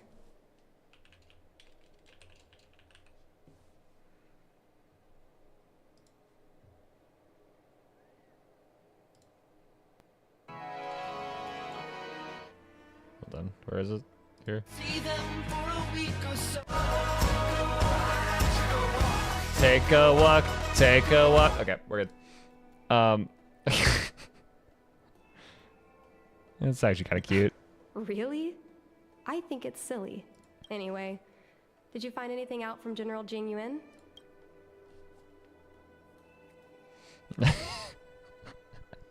Did Helmmaster Yukong never bring this up with you? I was always curious about her past, but she either dodged my questions or pretended not to hear them. You know, she's still. It's only been 30 years. Man, that's an amount of trauma that, you know, 30 years in a Foxian life is like, it's probably not enough time to process that shit. When, you know, death is not a thing that they're used to. Like, death is not a thing that they know how to properly deal with because nobody fucking dies. In the end, I realized she probably experienced something that left a scar that never fully healed. I never asked her again. You know who she sounds like a little bit? Has anybody here played What Remains of Edith Finch? Because she kind of reminds me of Edith.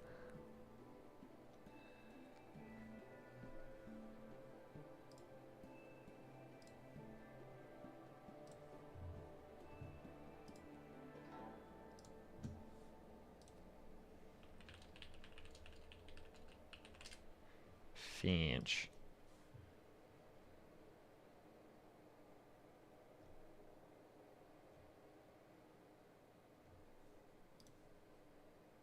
She okay, let me pull it up because maybe I'm just making shit up, but like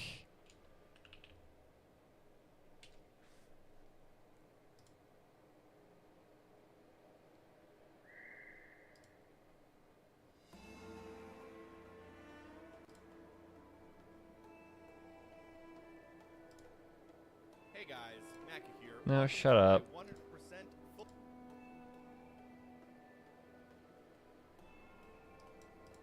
A way I couldn't put into words. There's kind of I don't have any footage of it on hand, but God,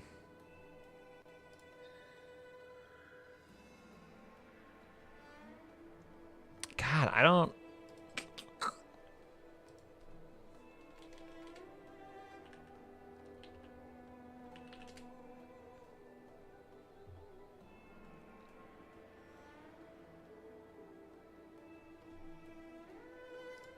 She just if you look up footage of the game, she sounds like Edith.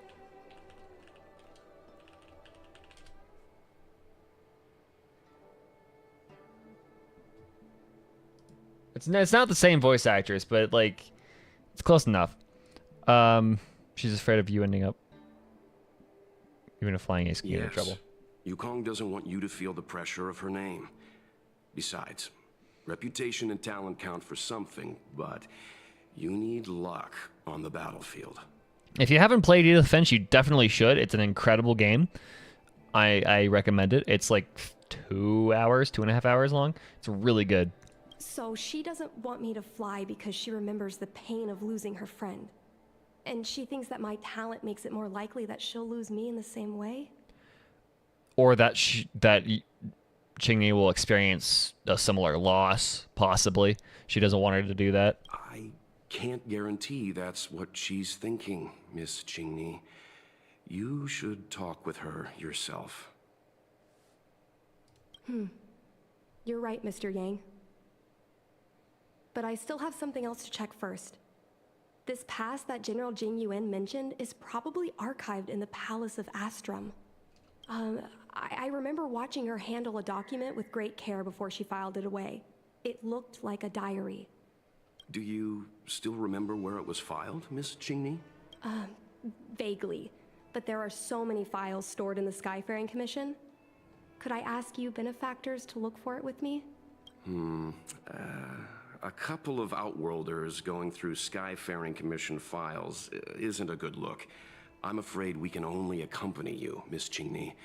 You'll need to do the searching yourself. Well, we'll just be moral support, right? We'll we'll keep you entertained. Of course. You're right. Sorry. She sounds so much like Edith. I can't get over this.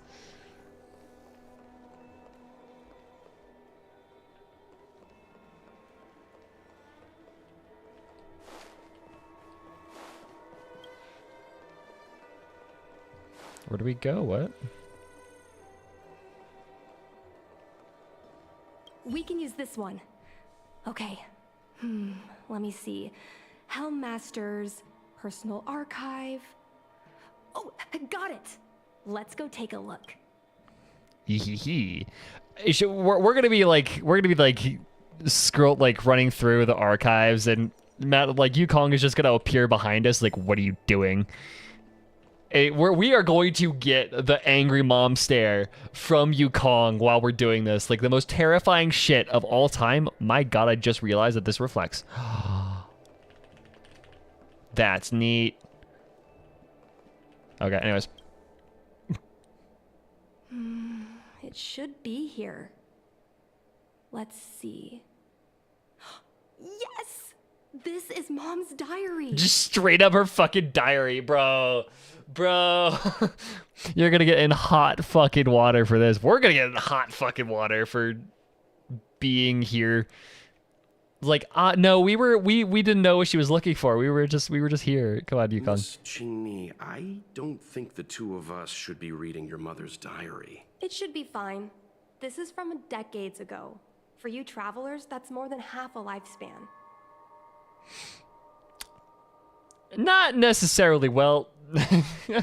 For me, maybe, but like for Welt, no. Time is weird for him. No, I still think I shouldn't read it. You stay here with Miss Qingni. I'll be waiting over there. I wonder if he had, I wonder if Welt is, part of it is he doesn't want to, like, he just doesn't want to hear it.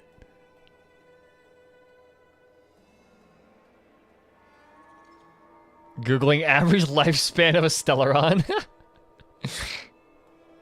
Yeah, how long does it take for a Stellaron to just fucking explode? Yeah, I wonder how much of it is, well, just straight up doesn't want to hear it. Like, he's just too much. It's just too much. Fine. Is it really that big of a deal? I'm sure they're just her notes on life as a pilot. Mr. Yang has rules for these things. I understand. I can tell Mr. Yang is a principled person. There are some lines he won't cross. And also, he's incredibly traumatized. Like, come on. It's not just that he's principled, he is incredibly traumatized. Let's read it together. Maybe her diary holds the key to all of this.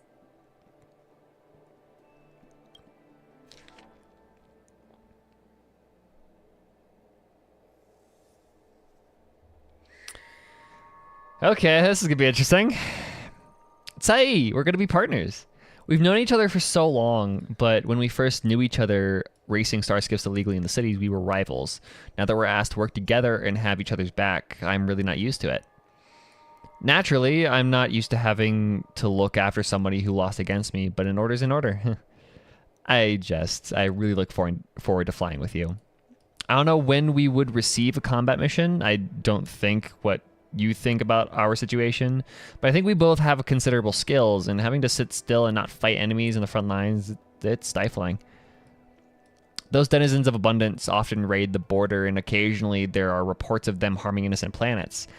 Every time I hear these news, I feel an overwhelming sense of anger. But now things are different. After a while, we'll just be able to show them what we're made of on our fighter jets. Honestly, though, I'm pretty satisfied with my life right now. After all, just between you and me, what I really wanted was never the righteous cause of ridding demonic activities. What attracts me is just the act of flying itself. Look, flying out in the universe outside of the Delves is entirely different from racing starskiffs that we're so used to. There is nothing to anchor us in space. There's not even a distinction between up and down. Our fighter jets would be hung in space by their lonesome selves like ships sailing in the middle of the ocean. By then, there is no one else you can rely on but your own skills and your own jet. Some may call this feeling lonely, but I prefer to call it freedom. To me, the ability to fly in space is good enough. And if I have...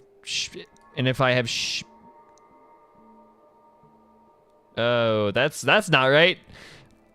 And if I have to share this sweet freedom with you, that's even better. And if I have shared this, this is just, that's wrong. They're missing a word. There we go. Good job, localization team. Okay. And I have to share this sweet freedom with you, that's even better. Tsai, I don't even know what to say to console you. You're always like this, no matter what terrible things happen to you. You would act strong as if you don't need anyone to care for you, and you have terrible timing for jokes. But we have been together for over 100 years, and I think we understand each other very well. Was there a little bit more to their relationship than just being partner? More gay? More possible gay? Who knows? Madam Yukong canonically bi? Who knows? Okay. Definitely Madam Yukong is canonically bi. But we have been together for over 100 years, and I think we understand each other very well. And they were roommates. You once said that if something is unpleasant for me, it would also be uncomfortable for you. I actually feel the same way, too. Right now, my heart feels like it's being gouged out with a blunt, rusted knife. I can't imagine the amount of hurt and pain you're going through. It's funny, I've never shown Guang Yuan my good side. Every time you leave me alone to go on a mission with him, I feel uncomfortable. Especially when I see you two flirting and getting along as if you're it. Okay, no, never mind. Especially when I see you two flirting and getting along as if you're inseparable. I can't help but want to glare at him with disdain. But Guang Yuan is a good person. No matter how rude I was to him, he always kind of liked me. He was always kind to me. Thinking back on it now, I realize I'm just really bad at appreciating people. She's jealous? She is jealous. Okay, no, yeah. Yukong had a bit of more of an interest in Tsai than Tsai had in her, but, he's really amazing. He managed to hold off several dozen enemy ships with only 2 people. This is something that can be done with just courage and resolve. It also requires exceptional skills and extraordinary talent. I can imagine what it was like in his final moments, how his annoyingly handsome face must have shown such determination and focus. I guess that's why you fell in love with him in the first place. I can imagine how proud he must have felt in that moment. He must have had no fear or hopelessness, only pride. So you shouldn't be sad. You should be proud of him. We all should. Okay, interesting. So Tsai and Guangyuan were in a relationship, but Guangyuan Guangyuan died, and that wrecked Tsai. Okay. Tsai, I've been having a lot of negative emotions recently that I cannot express to other fighters on this front line. Since you're recuperating in the rear, I'll just dump them on you. Yeah, trauma dump bag, let's go! Although it seems I'm a bit slow to say such words now, it was only recently that I realized that I'm actually in the midst of such a cruel war. Space combat is different from ground combat. Although both involve life and death in an instant, it is rare to see severed limbs and broken bodies in space, which led me to misjudge the brutality of this war. It wasn't until recently, as the situation in the front lines worsened, that the bloody reality gently but indisputably presented itself before me. Someone might sit beside you for a meal today and be missing in action tomorrow. A new soldier earning praise and honor today might disappear the next. The captain I fought with today might not be found tomorrow. The ground troops that exchanged encouragement with me today might be eliminated the next. At this point, I'm wary of building personal connections with anyone here. Perhaps that person would perish, or I might perish, or we might both perish in the day to come. I thought I have experienced enough to feel numb, but bad news kept coming in waves every single day. However, I don't regret this at all. Whenever the pain comes, the feeling that becoming a fighter pilot is the best choice I've made in my life will follow. If I weren't a fighter pilot, I can only endure this pain in silence. But I am. I can fly. I can battle. I can attempt to destroy the source of my pain. Because I am a fighter pilot, I have things that I can do, realities that I can change. P.S. Don't use the names Guangyan came up with. They're terrible. Choosing a name is a big decision the child has to bear for a life. Oh my god. She had a child! Fuck! Choosing the name is a big decision the child has to bear for a lifetime. Use my suggestion instead. It's something I picked with... Wait, what? It's something I picked after diligently going through several collections worth of poetry.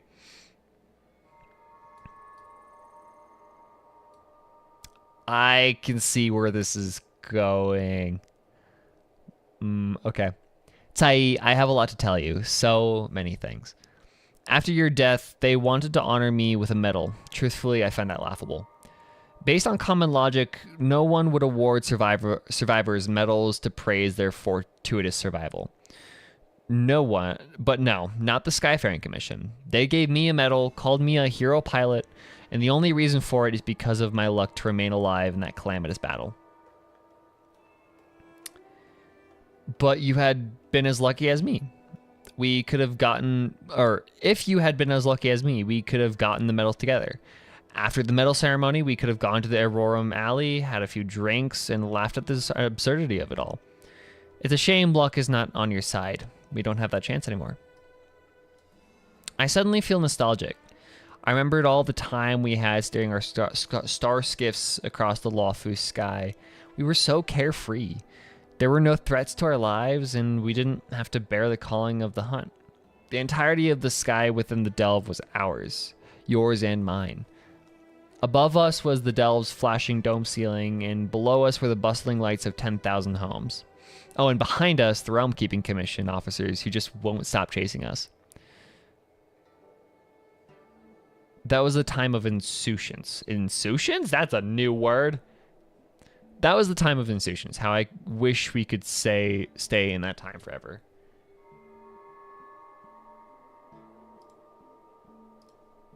What does that word mean? O-U-C-I-A-N-C-E.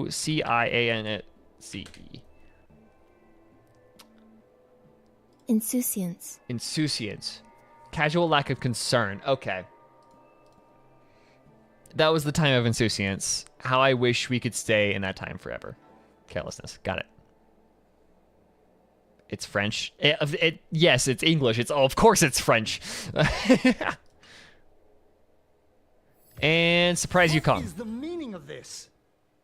The Helm Master's daughter bringing Outworlders in to sneak around? Shut up, Yanming.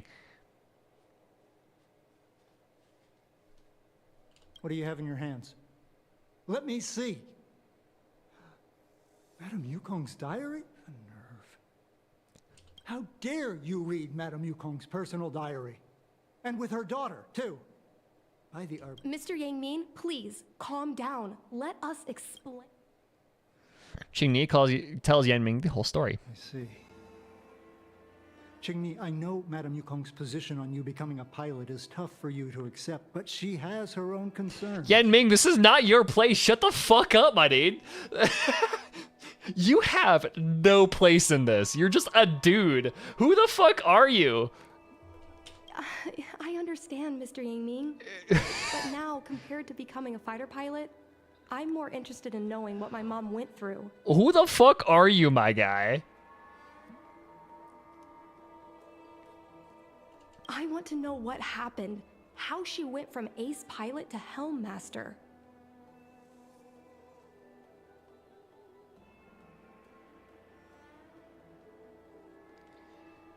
Okay.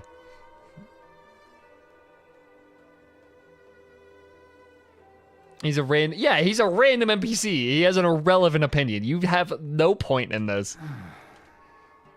I've been here for a long time, Qingni. If there's something you wish to know, just ask. But don't go rummaging around. That's a bad habit. What else do you do with archives, bro? That's all you do. Like, why else do you fucking keep archives? Go back to, like, Go back to tradition and like song and still like keeping information via tradition and song if you don't want to go fucking rummaging around. Yeah, that defeats the point of an archive.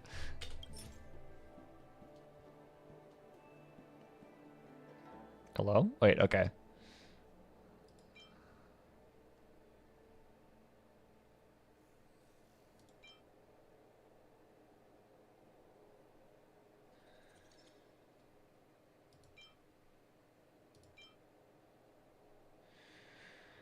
Um.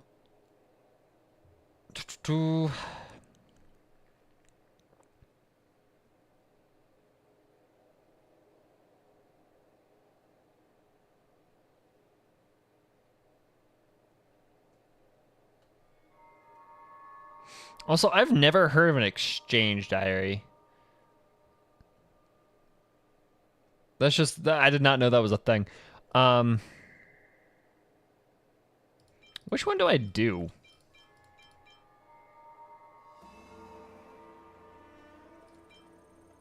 You know that we're holding. Okay. Miss Tsai, I remember her. She was an ace gunner. Many people wanted to be her flight partner. Her husband, Mr. Guang Yuan, was a pilot. They manned the same skiff and were the envy of many. But when it came to pilots, your mother was the best match for her. They flew together all the time. Even Mr. Guanyan couldn't match their numbers. Well, after he passed away in battle, Tsai rarely teamed up with anyone except your mother. It was tragic when Tsai died soon after. That's the life of a pilot. No one knows which flight will be their last.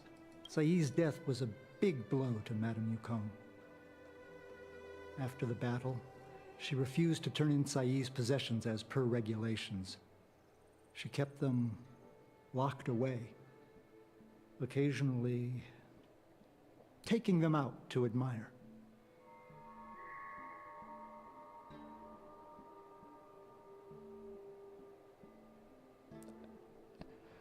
Okay. Nonsense. As a Xianzhou native, I've lived long enough to remember more than the Foxian pilots could ever hope to. In the end, all the ace pilots perished.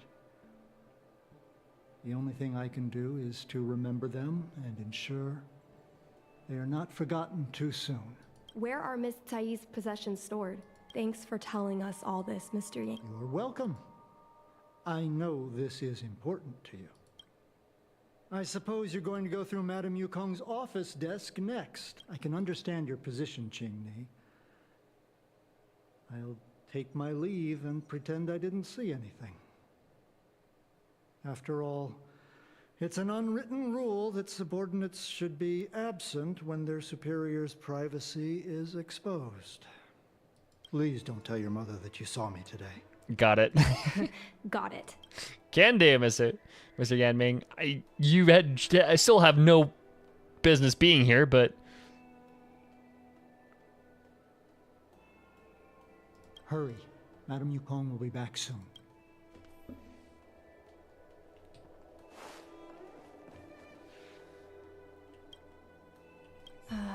My mom keeps this desk has stuff. That's the selling point of this desk. Super simplistic design with super spacious hidden compartments. Lots of office staff use this desk. Sure. There are hidden compartments on the left. Under the Got desktop. it. This looks similar to Mom's diary, but it looks like it belonged to Miss Tsai.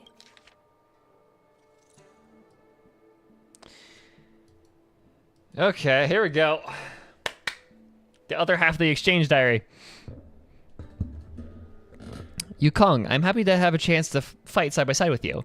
When the pair assignment was sent out, I was so nervous that I didn't dare to open and check it, fearing that we wouldn't be paired up. It's not like I can bear to part with you, but I was worried to leave you with the others with your fiery temperament. When you actually get to the battlefield, don't act recklessly like you do now, always charging in with hot-headedness. Before taking action, think more about the consequences. But it's okay, I don't want to talk about this anymore, or you'll accuse me of nagging like an old crone again. In any case, we need to work together, using our individual strengths to create our own legends in the vast sky. I look forward to fighting in the vast skies with you, so much so that I'm finding it hard to fall asleep. Yukong, don't cry. There's no need to be sad. My husband was the one who died, but you're crying more than I am. After so many years of fighting, you're still so emotional. I'm envious. Being a fighter pilot has always been a harrowing decision. Since we chose this path, we have to be mentally prepared. What's important is not whether we can survive by luck, but whether we can live up to the value of a pilot's life.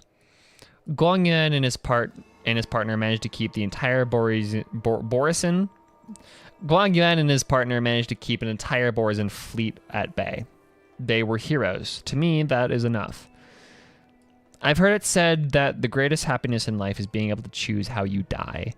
From this perspective, to fight for the Xianzhou Alliance, no, for the people of the entire galaxy, to die on the battlefield after a lifetime of military service, Guang Yuan is probably happy.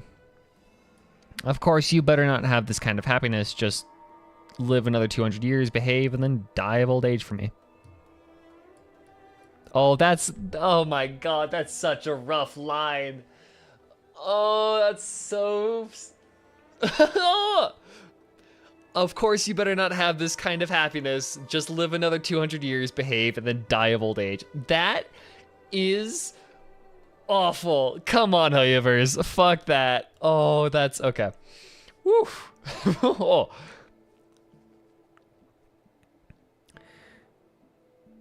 Yukong, it's been a long time. I'm still on my maternity leave in the rear. Everything is fine. With the stalemate happening right now, you must be very busy. But when you have a chance, please take a moment to write an exchange diary entry for me so that I can know you are still safe. And also, I have a mountain of things I want to talk to you about. Firstly, an announcement. I've already decided on a name for our child. Guang Yuan has talked about this before. If it's a boy, name him Dragon. If it's a girl, name her Phoenix.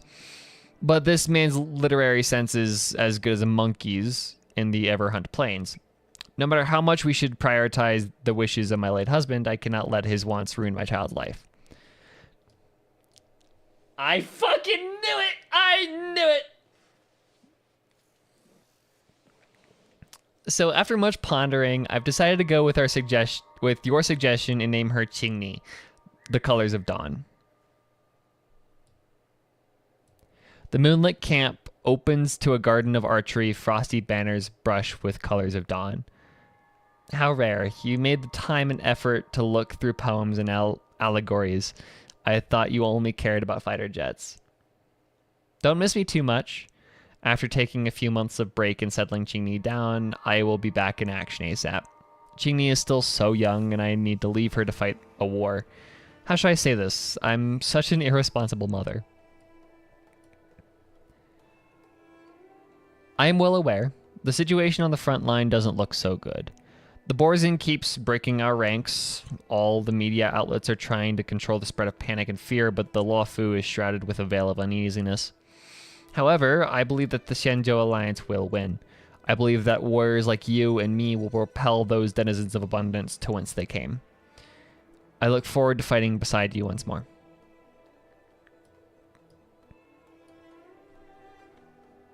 I knew it. Okay. Yukong, we will be heading towards a cruel battlefield tomorrow. So tonight, there are some things I must entrust to you. This may be somewhat ominous, but there's no help for it. Who made it so that we've never entrusted these things to each other before? If you lived and I didn't, please take care of Qingni like you would your own daughter. Yep. Qingni isn't Yukong's daughter. Oh, it's Saiz. That adds another layer of trauma onto that shit. Okay. Wow, that is dark. That is so dark. Wow. Surprise, you're adopted. Oh my god. That is fucking dark. The second I read Saeed was on, yeah, exactly. I was like, oh, okay. Huh.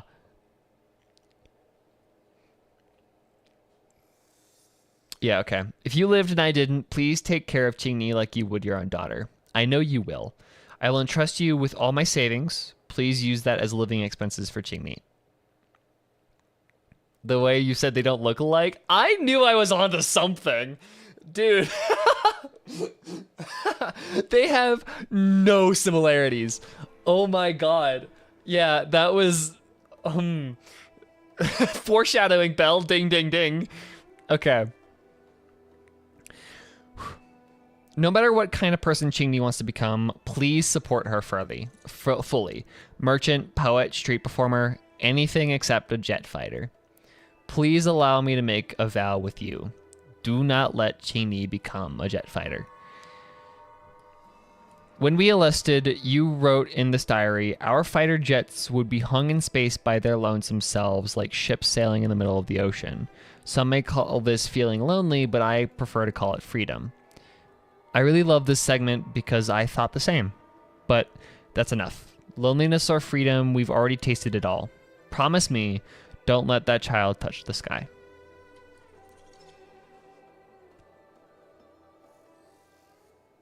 Oh my god.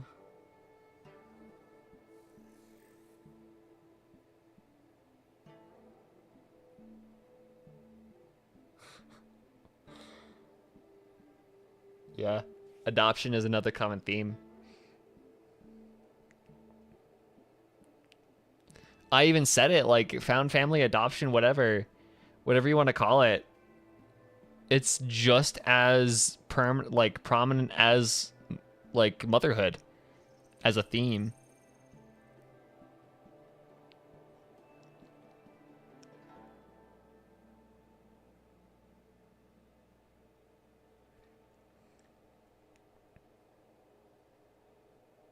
Wow.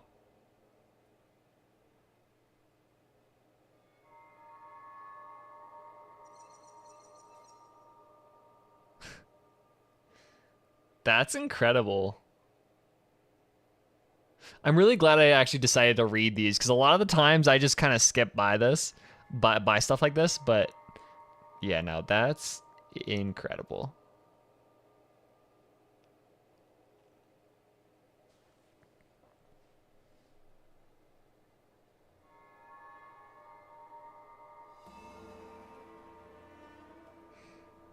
It doesn't matter if she's unexceptional. I just want her safe and sound just because of this. Wow. So, I was adopted? And this Miss Sae was my real mother? I suppose I've always had a feeling. But now I know the truth. I feel like I'm dreaming. Wow.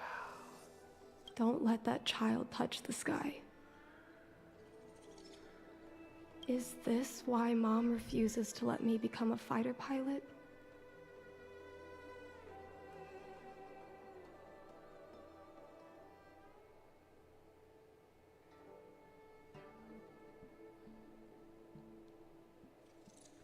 She doesn't want to lose Sae again. For a pilot, the most important oath before departure is the promise to bring your comrade back. Mom didn't manage to bring her comrade back. So she vowed to prevent me from setting out. Not only am I her daughter, I'm also her final promise to Sae. I never thought my dream would put Mom in such a difficult situation. I feel a lot closer to Mom after reading this diary. Even if we're not connected by blood.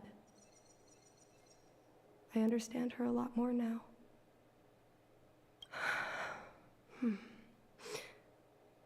Can you come with me one more time?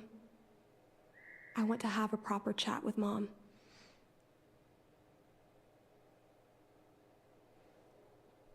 But this is a family affair? It's fine. I don't need you to do anything. I just want you and Mr. Yang to stand nearby. I'll feel more confident that way. How much do you think that Mr. Welt knew? Mr. Yang knew. Do you think Welt knew that? Yeah, no, you were adopted. This is gonna be rough for me. Oh, okay. Huh. Wow.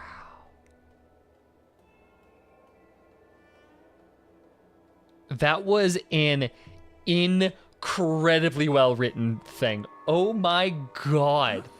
Dude. Okay, legit, I would read a full fucking exchange diary novel between Yukong and Saeed. That would be incredible. Fucking Hoyoverse, turn that into an entire fucking novel. I am reading that shit. That was so good. Holy fuck. I'm really interested in what we'll explore with Sheepa, since familial and parental relationships are a core theme of Sheepa's main faction of the family. Yes, and that's even more interesting because Sheepa was the last Aeon featured in the major Aeons of Fables About the Stars. So there is some importance placed on Sheepa, which is very strange to me. Wanna spar? Yeah, it's so well written. It is so incredibly well written that I would read an entire fucking novel like that. That is incredible. But okay, so before we continue, I'm gonna run to the bathroom real fast, and then we're gonna close this quest out. So give me a couple seconds. No. Copyright. Fuck. Whoops. I still had Passion Pit pulled up. There we go. That's it. Okay, yeah. Let me go to the bathroom real quick. I'll be back.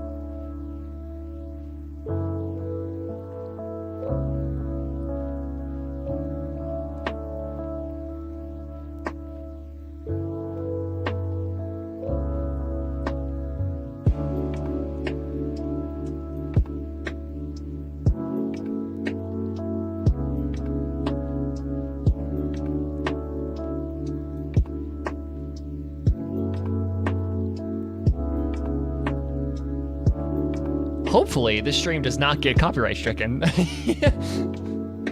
for my one Passion Pit joke, and then the accidentally continuing to play it. All right, let's go. Let's finish this up. I'm curious to see where this is going.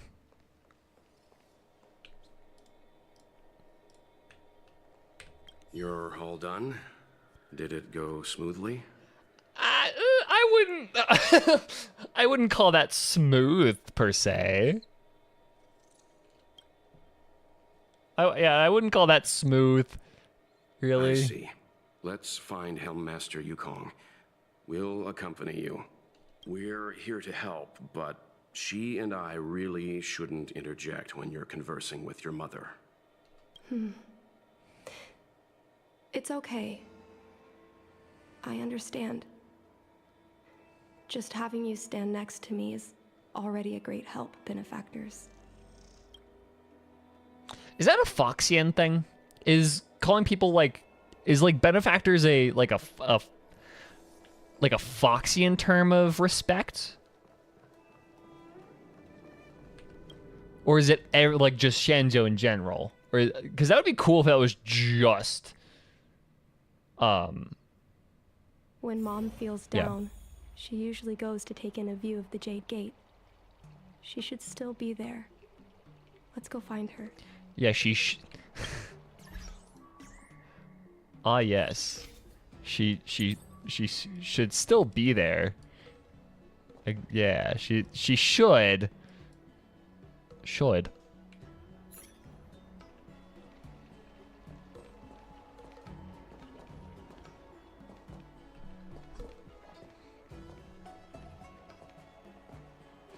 Eventually what?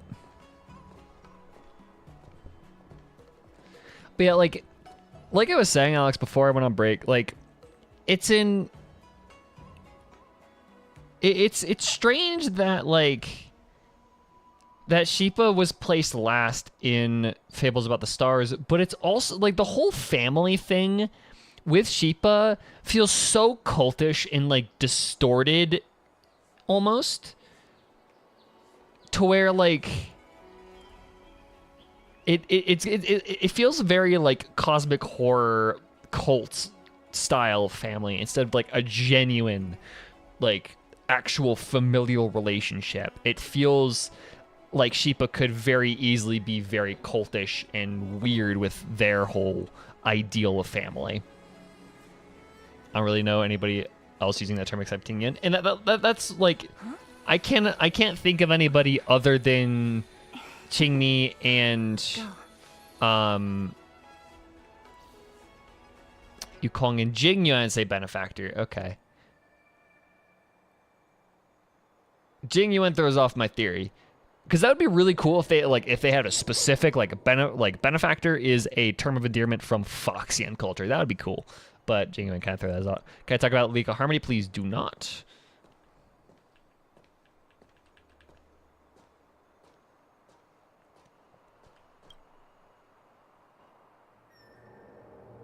Mom? Qingni, why are Mr. Yang and they here too? And that what? Okay. That's grammatically correct, but also it sounds so weird.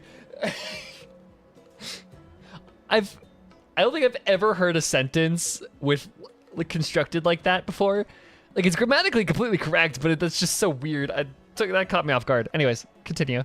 Miss Qingni kindly agreed to show us around Star Skiff Haven.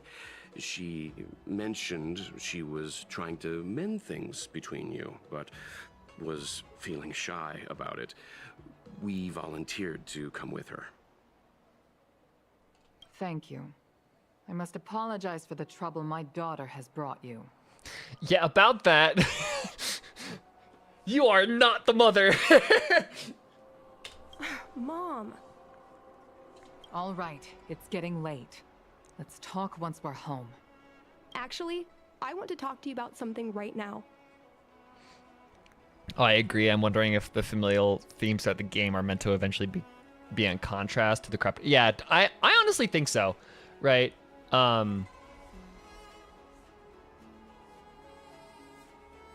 Yeah, I definitely think so. You can tell who gets paid more, whether or not. Honestly, I don't think about it like that. I just like to think that neither of the MCs are cis. Like, yeah, both of them use they just as in general. It's just people being gender affirming. No, yeah, it's just easier. It's just a shortcut. Yeah, I definitely think that at least when we get to Sheepa, when we start talking about I Sheepa, want to become a fighter pilot, no matter what. Yeah, exactly. Like I feel like Sheepa has, it's just weird.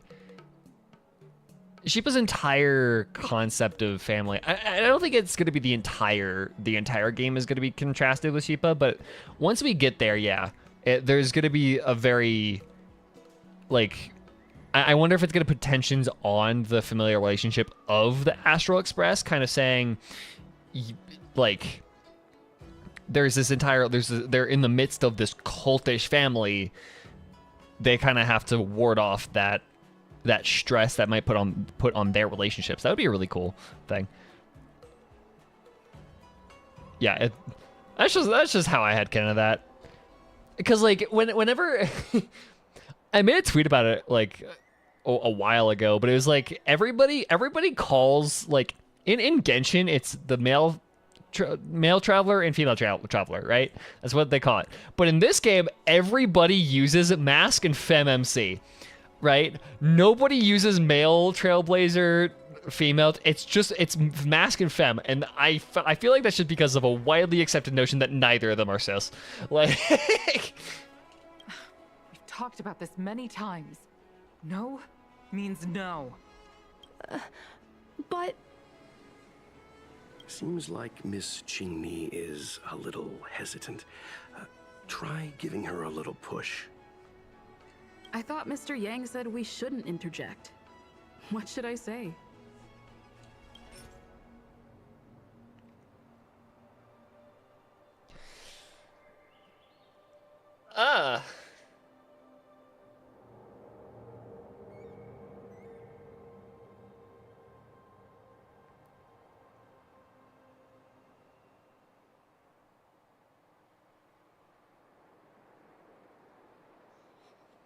Considering all other eons, Shippa doesn't. Okay, yes. There's multiple ways, like how they're depicted in Fables About the Stars. It feels very cultish, very one like.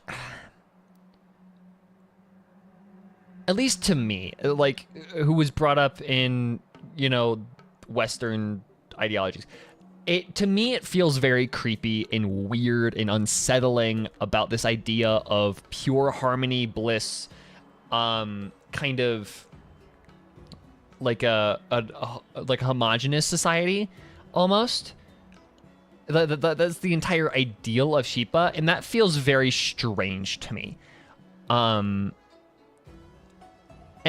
maybe it isn't supposed to be. I don't know. Like. There is the possibility that Shippa is just straight up, supposed to be like that's kind of the ideal, because like harmony in concept is a very wonderful idea, but it like usually that comes with positive connotations of peace and tranquility and that kind of stuff. But with how Shippa was depicted in Fables About the Stars makes things very weird. It feels like a very toxic extension of that idea of peace and harmony with others. It just feels very toxic almost. But what do I give her? Like what do I give her? The Divine Arrow Embers?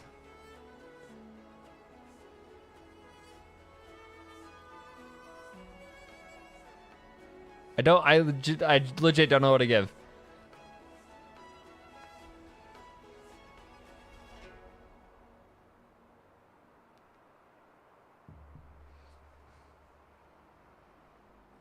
What should I give Yukong or Qingni technically? Do I give Divine Arrow Embers or do I give one of the exchange diaries?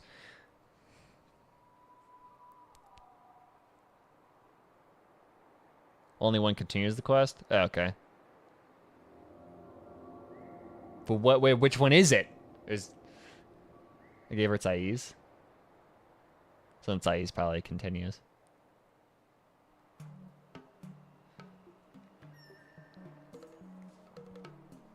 And just straight up, just fucking, yeah, no, she's adopted. Come on. Like... Oh, okay. Got it. Is that Sai's diary? How did you... I understand now. I'm sorry, Qingni. I cannot support your dream because I made a promise to someone else. I don't expect to gain your forgiveness. I just hope you can understand my reason. Mom, what are you talking about? I'm your daughter. Our bond is bigger than forgiveness and reason. I'll listen to anything you have to say.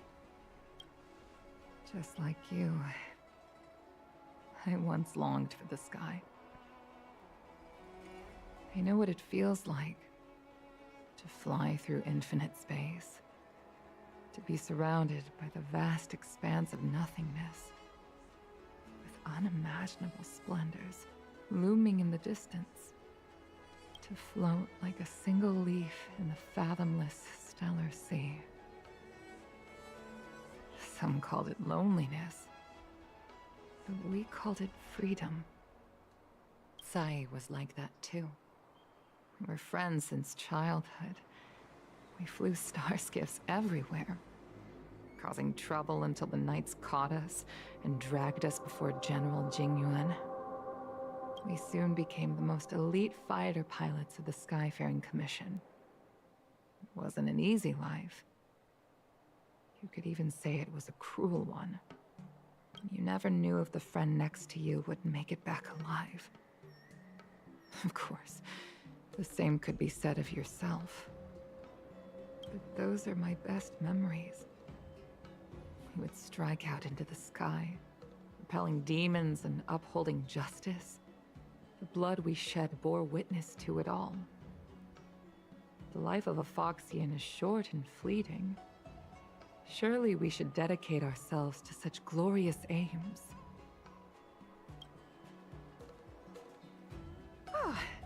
System space all clear today. Great weather for flying. There's the resemblance. Found it. There it is. We're engaging the main Borisan fleet this time. Don't get too excited. Huh? Sounds like maternity leave knocked the wind out of your sails. Feeling rusty? Oh, shut it. I think you're just excited because you haven't flown with me for so long. Did you miss me? Of course I missed you. The galaxy felt smaller without you in my cockpit. Say, Sai, really didn't think you'd come back. Do you really like flying star skiffs that much? You bet. Sure, it's exhausting, dangerous, low paid. Plus, you only get back to the Luofu a few times a year. But given the choice, I'd always pick this. I guess I already touched the sky. Mind is mysterious. I've lived for more than 200 years. Forgotten nearly every conversation I've ever had. But I still remember us shooting the breeze that day. It's crystal clear. It was the last time I spoke to Sai.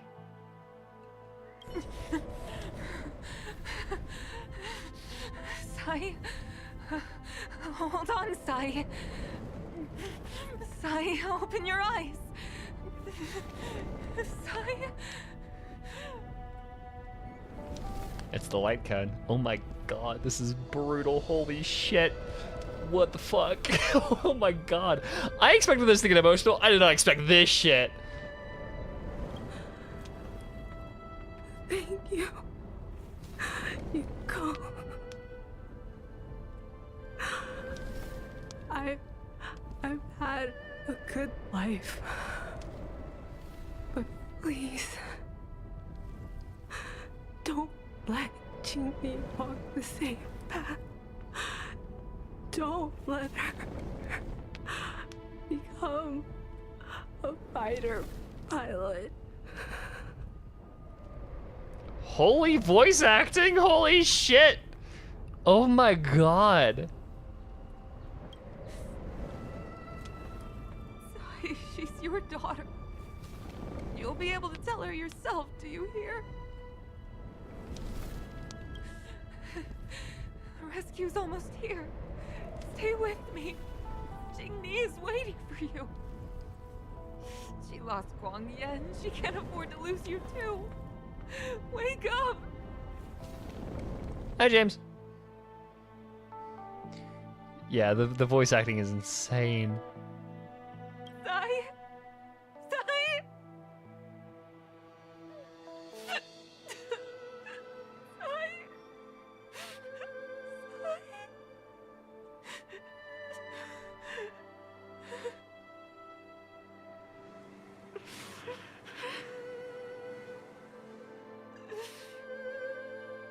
When I climbed out of the burning carcass of the star skiff, I looked up into a clear sky, pure and seemingly unadorned by the atmosphere that arced far above us. It was the most beautiful sky I had ever seen, but all I could feel was unbearable pain. I sunk to the ground and gazed up helplessly. In my dream, that was the day I died.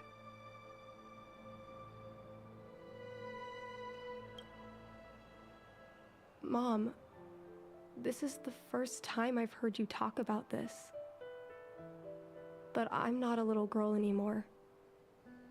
The road of a fighter pilot is a cruel one. I know that now. But I won't hide from it. I'm not afraid to walk the same road as her. If my sacrifice can bring happiness to the citizens of the Xianzhou, then I'm ready for it. You are so very similar to Tsai. The more outstanding you became over the years, the more fearful I turned.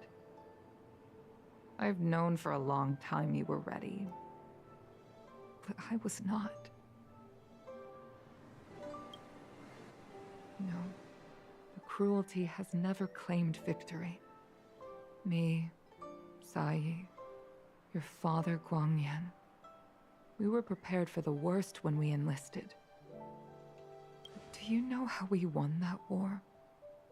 The war that took away Tsai and the lives of hundreds of thousands of fighters. Divine intervention. The Rainbow Arbiter's divine arrow. Yes. The mighty blessing of the Rainbow Arbiter annihilated all abominations in a single strike. We had to pay with the blood of hundreds of thousands of soldiers just to halt their advance. If crushing our enemies was as easy as breathing for the Rainbow Arbiter, then what purpose did our sacrifices serve? Under the might of an eon, the sacrifices of ordinary creatures are but a joke. We are nothing. We mean nothing. Hi, what? Hello, Nihility. Welcome. I'm surprised Yukong isn't the path of Nihility, to be honest. Mom. But I never should have allowed my fears to compel me to make decisions for another person. Even if that person is my daughter. I brazenly interfered with your choices. I am sorry. That is my failure as a mother. Mom, you don't need to apologize. Really, you don't need to. I'll take you to fill in the paperwork tomorrow. You'll start as ground crew, just like Tsai and I did. I believe that one day, you'll make an outstanding fighter pilot.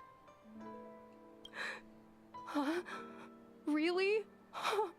Thank you, Mom. Thank you. Thank you. Thank you. I was afraid of you following in my footsteps. And more afraid of you taking after Tsai. If this is your choice, then I'm willing to support you. Even if you live to regret it. Mom, I have one last request. Tell me. I want to fly with you at least once. Oh, how? Oh, that would be fucking. Oh. Okay, that's. Wow. Wow. Wow, wow, wow. Imagine how rough that would be for Yukong. Oh my god. Poor fucking Yukong, dude. Holy shit.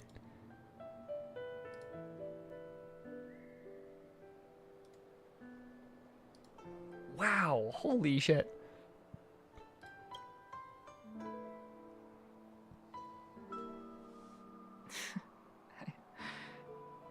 I'm afraid I can't. I won't be flying anymore. But why? Dude, you were the last thing she has left of Sai. And you're gonna, oh my god. Because I already touched the sky.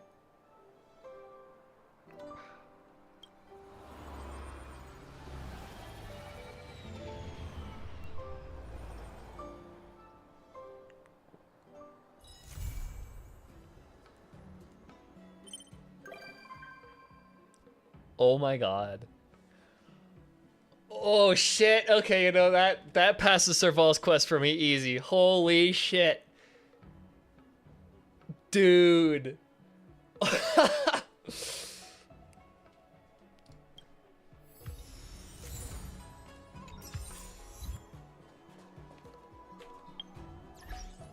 Oh my god. Pray tell.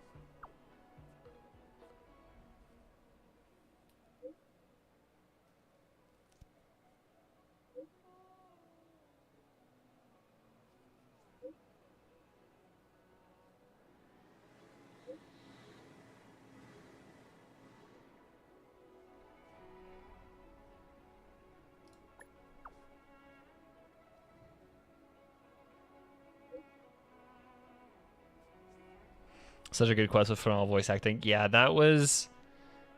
Oh my god.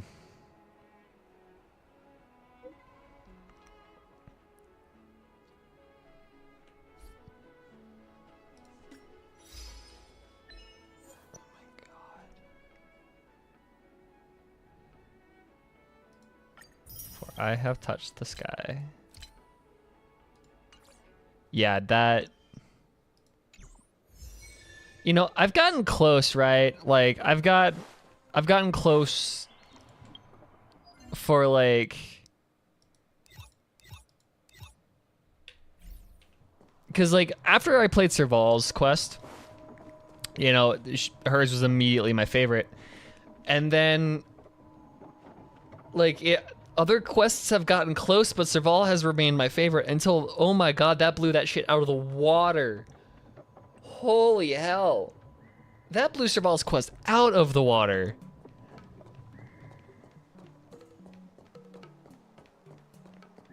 Yeah, I'm gonna need a moment. That was incredible.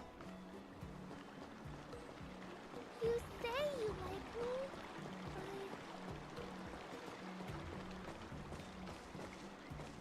but pass like a dream out of sight and mind. 600 years in this mortal body. Okay, Trenfen. Sure. That was...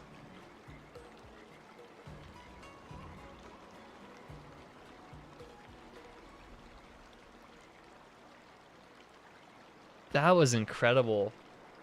Oh my god. Do we get to keep the exchange journals? They're probably in archives, aren't they? Yeah.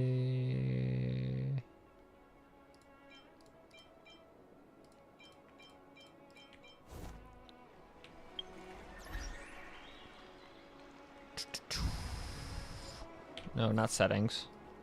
Databank. Not databank. Where to be? Bookshelf.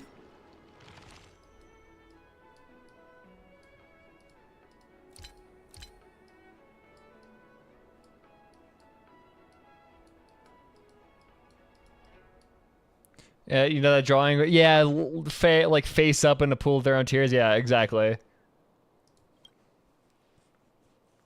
Do we not get to keep their exchange journals?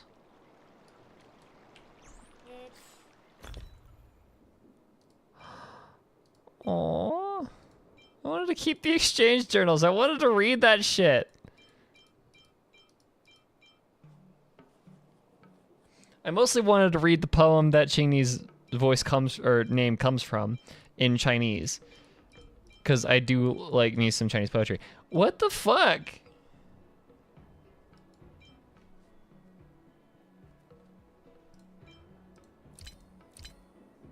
That's not okay, man.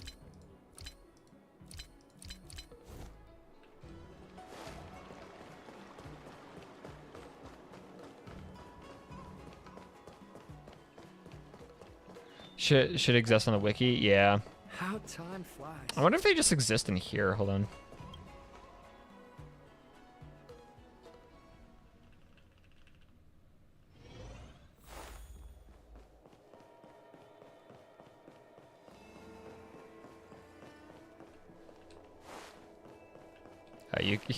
Hi, Yukong. I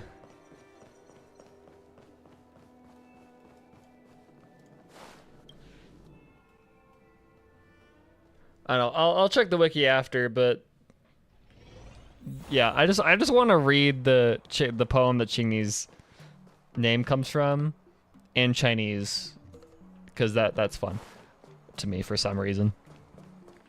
Okay, wow, holy shit, that was incredible. I haven't done your showcase yet. I'm gonna do that. It's just marked as new. Oh, okay, got it.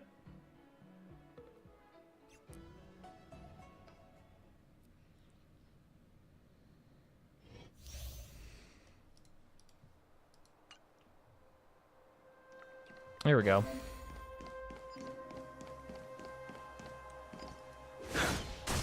We can get closer. Someone called an exchange diary between two pilots. Okay, got it. Team HP do an enhanced basic attack. And this turn does not end after the skill is used. Sets current HP to 50% max. Yep, okay. Too little. Do we still have the upper hand? Naughty child. Okay. Now. A blade knows no mercy. The fight is set. Thank you. Fail to stand. That paradise may be unreachable for me. Savor it for me. We have the upper hand. He is kind of dope. I'll give him that much. Time for a shot. I will dispatch. I have no interest in him, but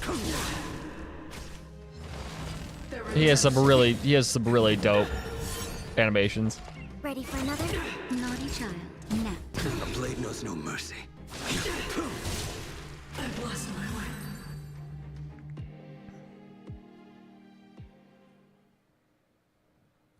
way. I'm still reeling from that. That was insane.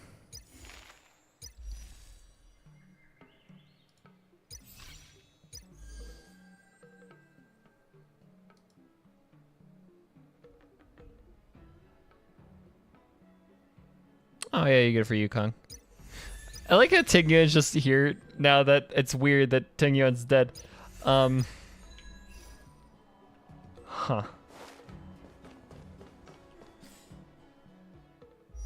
Wild.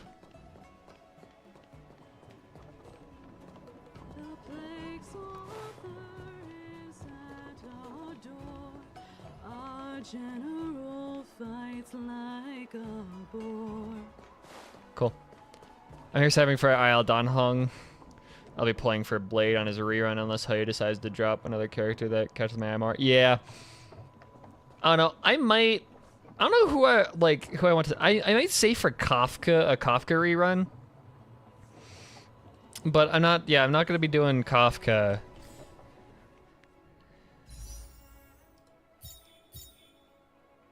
I'm saving, yeah. I'll probably be saving for a long ass time for the next character I want. What is my Yukong at currently? I think my Yukong's only E0. No, it'd be give me E2. I don't know. I'll work on the Yukong later, on free Yukong later. What I want to do is work on this. I don't know what this is.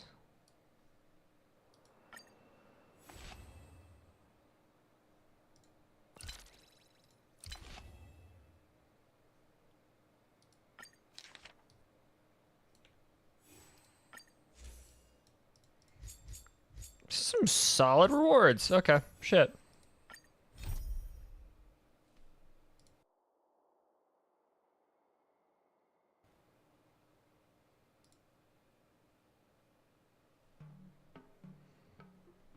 On Fushuan and Don-IL. I could run Monum Quantum with QQ. But also my only 5-star DPS is unit is Himiko. Yeah, true. Yeah, getting Danheng IL is more important if you don't have a actual 5-star DPS unit.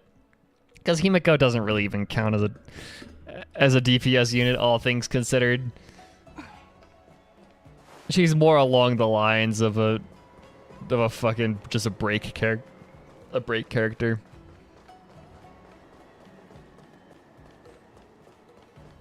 Fun is for them. I'm planning on quitting my job at the Sky Thing. Hello, sir. Storytelling is such an outdated art form. Okay, I want to collect. Glued to books. That sure is a collect 30 readable items. Only 30. Wow.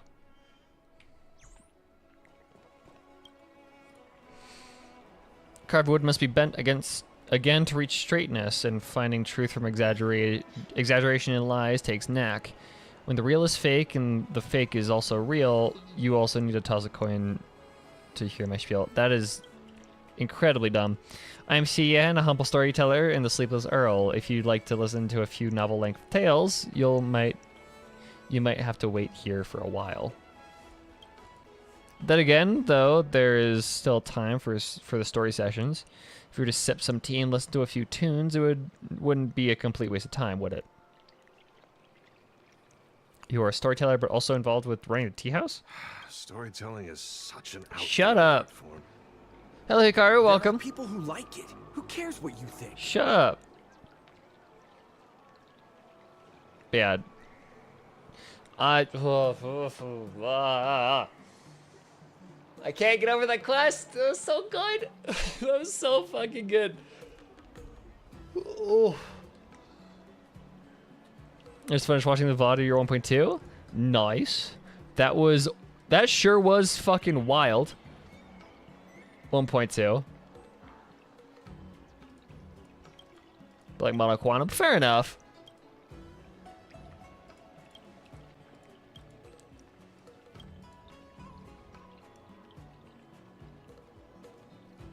What the fuck? What? In a world where memes and cringe collide, one trailblazer. That's actually a line in this game. That's actually a line of dialogue in this fucking game. In a world where memes and cringe collide, one trailblazer must rise to the challenge. It all started with this cute girl named Little Miss March. And then some old wise man named Grandpa Yang. You rattle off your journey so far aboard the Lawfu in a dramatic voice, adopting the style of a hit web drama 3-minute butterfly immersion. That is so dumb that they wrote that shit. I can't believe it ended on such a cliffhanger. That is, but like, it's not really a cliffhanger. It's more of just like not resolving the like two things that need to be resolved. Because like cliffhanger to me insinuates like ending in the middle of climax, right? Like the middle of the action. No, it just like it was like in. It was like not. It was like starting to resolve, right? Everything was resolving. It was like the downturn of the story, and then it just cuts off early. Just a little bit too early than she is comfortable, and now I just like, it's so annoying.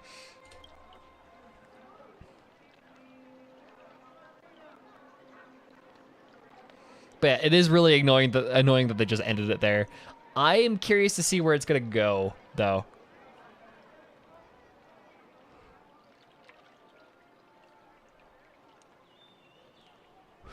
I can't stand having to wait for another 40 days for story though. There are sources saying it'll be 1.3.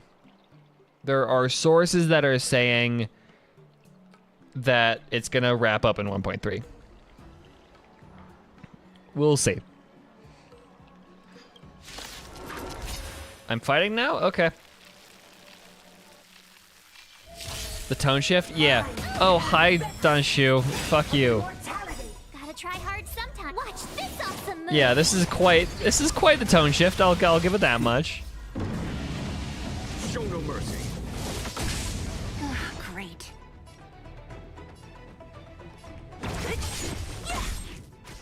My turn. I wonder what the internal like reasoning was for delaying this until 1.2. Is that gonna be the standard? Is it gonna be like? I wonder if it's gonna be the standard. If it's always gonna be we get a patch for major story, What a headache. and then a filler patch in the middle. Because that just felt dumb to me. Among the sea of butterflies. Illusions of the past. Receive divinity. 1,000 thanks. I'll end your misery.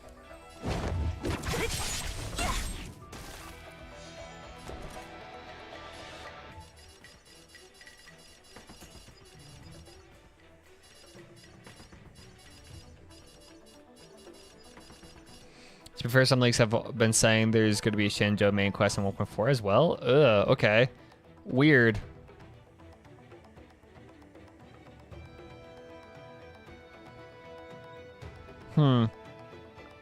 What's wrong? Afraid of what I might do. Nothing major. Eternal sleep is not the dead return. Bonk. To my heart's content. There's no time to lose. Here, this thunder. I don't know. Well, I'll be mad if they don't wrap up. If they don't wrap up here in 1.3, I'm going to be very mad. But, you know, to MiHoYo will do MiHoYo things. We really can't do a whole lot about it. Follow my charge.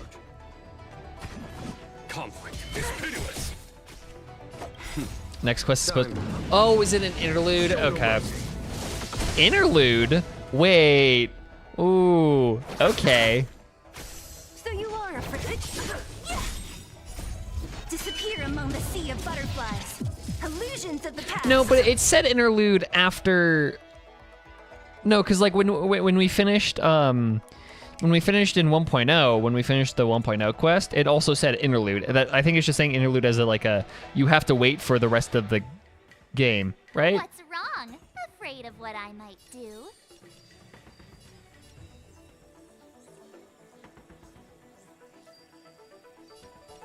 Yeah, it said interlude when you finish 1.2, but it also said interlude after you finish 1.0. That's not saying that the next is an interlude quest. It's just saying that you have to wait for the rest of the quest. Try that again. Gotta try hard. Watch this awesome move.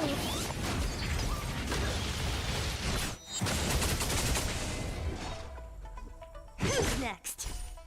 Receive divinity. 1,000 thanks. Eternal sleep. Okay, so I remember someone who plays a lot of gacha games was telling me that it's not uncommon for 1.1 patch to be filler, so everyone has time to get through all the 1.0 content. Fair enough. You chose the wrong enemy. We'll see. We'll have to see. Yeah. Yeah, because like 1.0 means there's an entire new fucking game to play, so there's gonna be a lot of content for people to get through.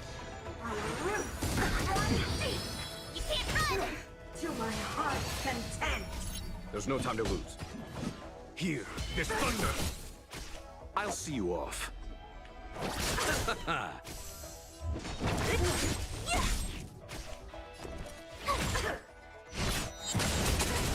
Have you played Chapter 9? I haven't. You are afraid of me. I keep putting that off.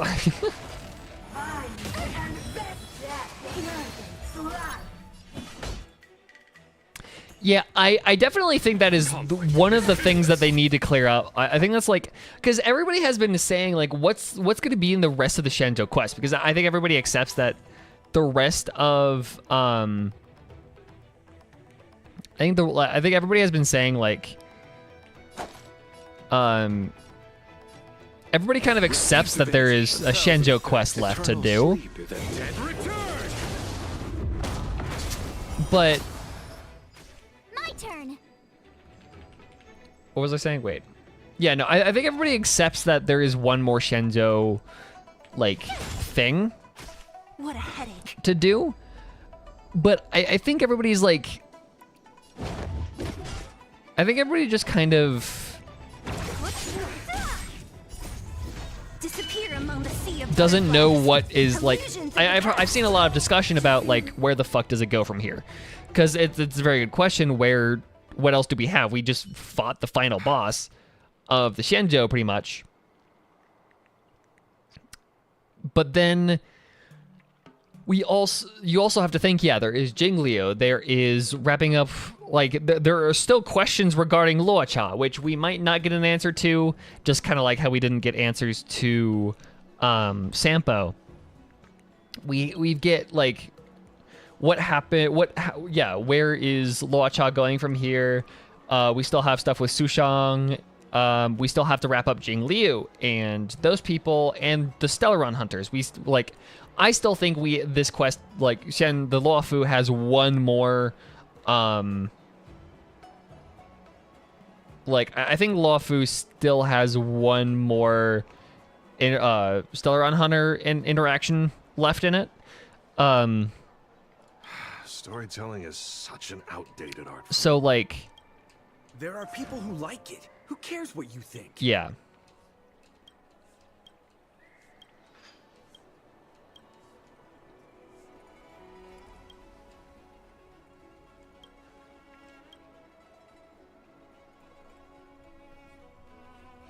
I feel like 1.4 would be a lot. Then again, we don't have the posting schedule. Yeah, exactly. And it feels like... And, oh yeah, we also have the Ting Yuan wrap up, but like, I have a feeling that, like, waiting 2 patches instead of just the next one would be kind of overboard with how little there is really left to do. Because, like, you have to imagine, right? I don't think 1.4 is gonna have like another boss. There is nothing out there saying that we're gonna get another path for the Trailblazer. That's for 2.0.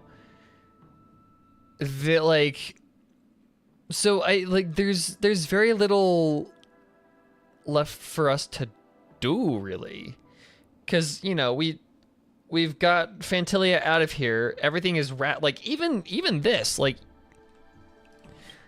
Even this is saying the crisis on the Luofu has subsided, so it's all wrap-up left to do. So I can't imagine that there's going to be a lot of development cycle needed, like development time needed to just pretty much do a visual novel. And like, we need to like animate these couple of scenes. I feel like, I can't imagine there would be very much combat.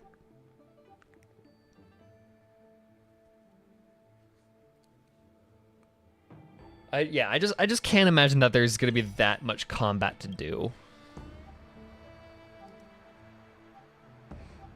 There have been trouble, yeah, but there's nothing saying that we're gonna get Hunt. There's nothing saying that we're getting anything else.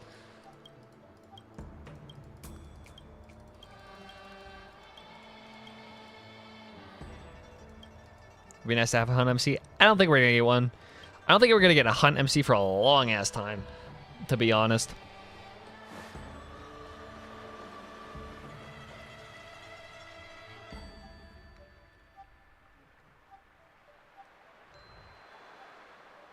At the very least, I don't think we're gonna get a hunt MC until we go to another Shenzhou ship. Unless we go to like the Yao Ching or whatever the other one that Jingyuan just mentioned. Like, if we're not gonna get another, we're not gonna get a hunt. We're not gonna be touched by land until another Shenzhou ship, I don't think.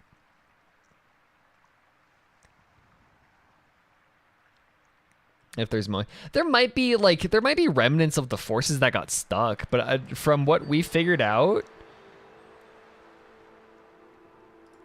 from what we've found out, like with Fantilia's retreat, everybody retreated. Like that would make sense.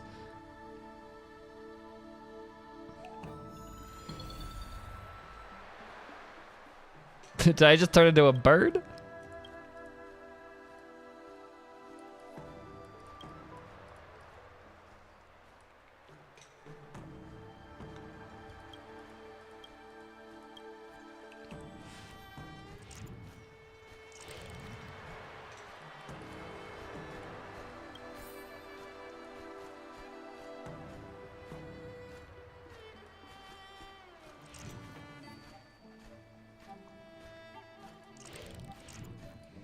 Or if they're gonna mention Marshal Hua, possibly.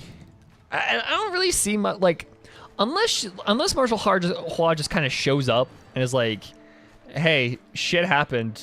What's up?" Kind of as like an analysis. Oh, okay. Can I just go around them then?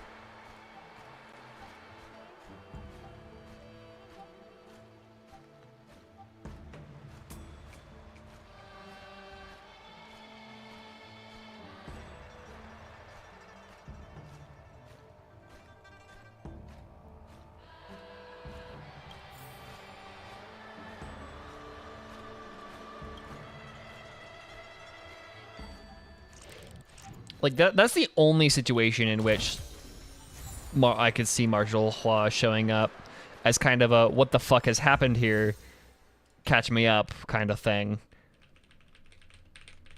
Maybe that is like the entire, like that's the wrap up of Shenzhou, is Marshal Hua and just shows up, fixes shit, and then moves on.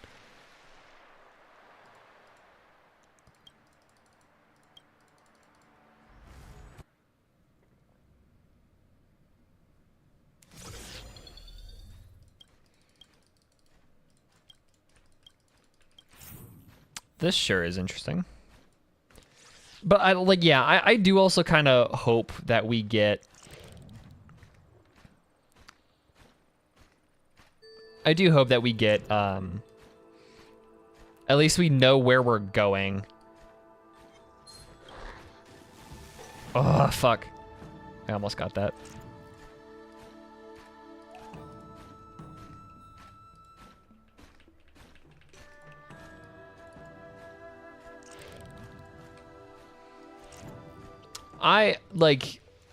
Yeah, what the next destination is, what the intended destination after your Reload 6 even was. Because we weren't supposed to be here. We were just going to go to another planet. I'm 95% sure it was Epsilon, but like... Yeah.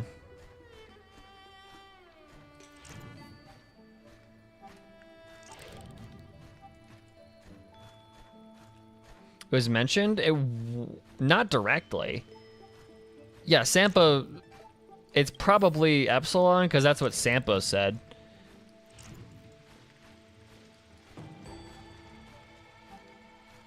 Did Wilt mention it? I don't think he did.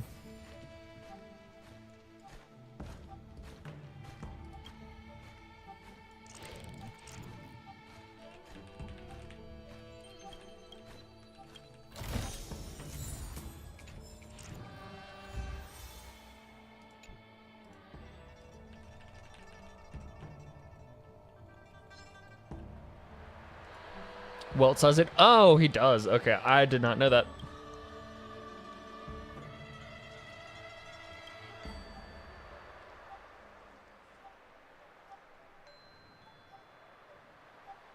Shenzhou sure has a lot of weird mushrooms, huh?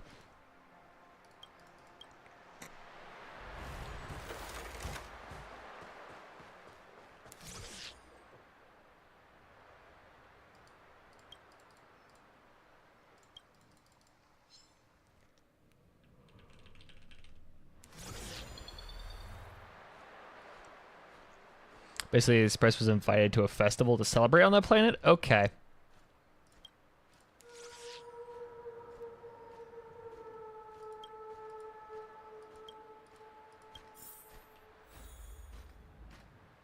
Pagana isn't the Astral Express network? I didn't think so. Why would it be?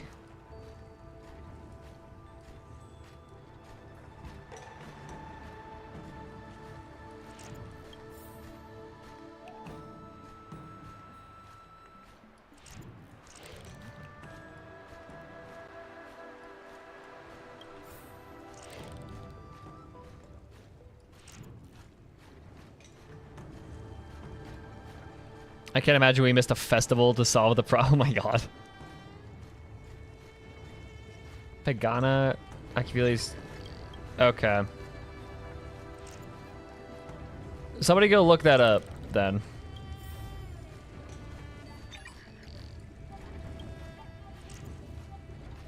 Somebody go look what the actual intended destination was.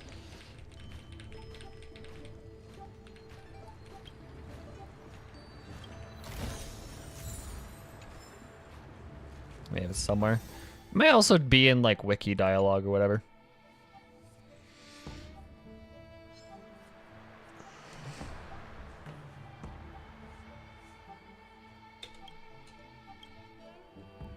I don't really give a shit about this dude. Ah.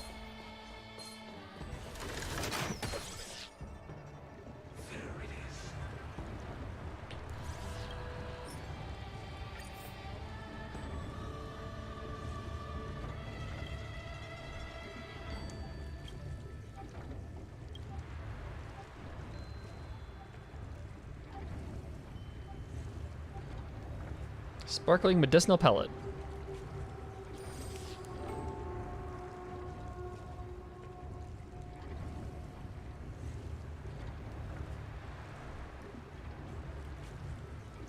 Elixir of dragon oil.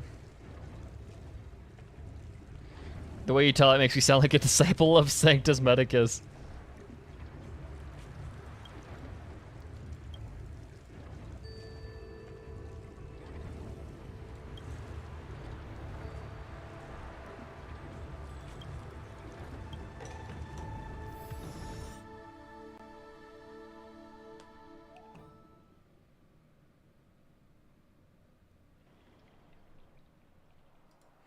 For helping me sort my thoughts, I get some inspiration. I just hope we see something from the propagation. That would be cool. I don't know. I just kind of want to know what Eon's up next because, like, you know, with Genshin, we had Travail telling us what's happening next, like what's gonna happen next. But here we have no fucking idea. We have no idea who we're gonna run into next because we're already like out of order.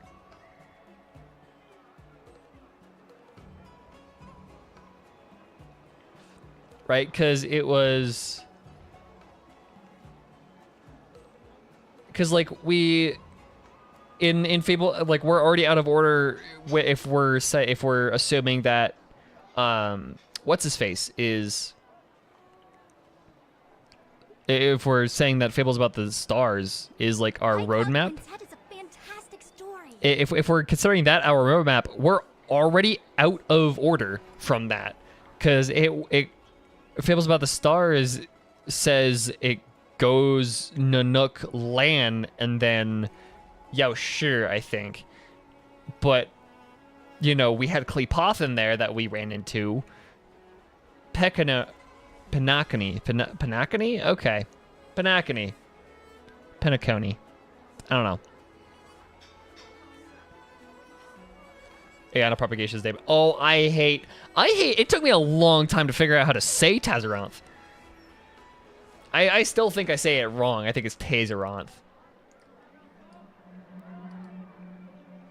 But like, you have to think about it, right? So if I go, hold on.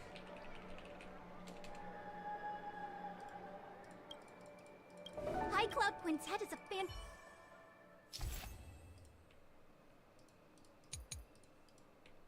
In slots and plot armors, that's awesome.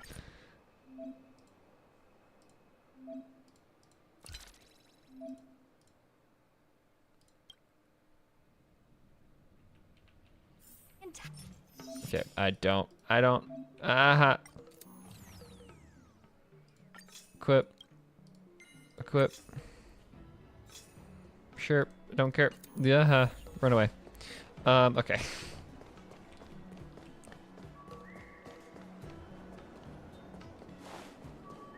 Was called Penacony. Okay. Oh, I think I knew that. I don't know. I thought I did do that. I would have to look through my footage. I thought I did actually talk to him after that. I don't know. Weird. You know, okay, so if I go back to what I was doing.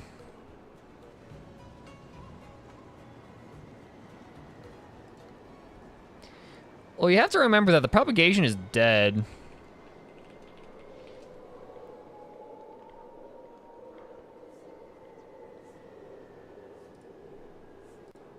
Let's make an...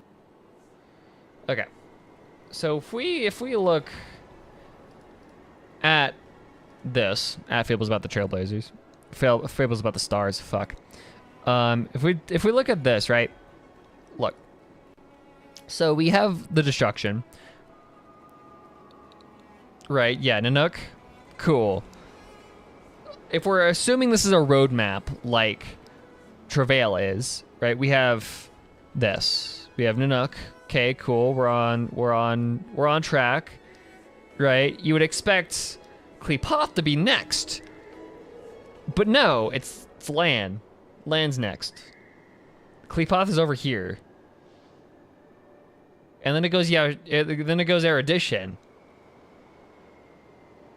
And it goes, yeah, sure.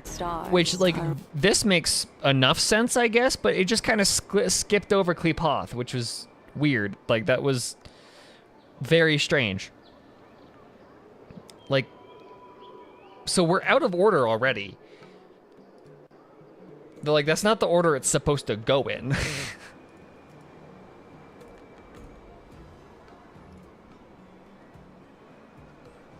I have a theory as to what the order of the trailer means. Pray tell, because I have no fucking idea.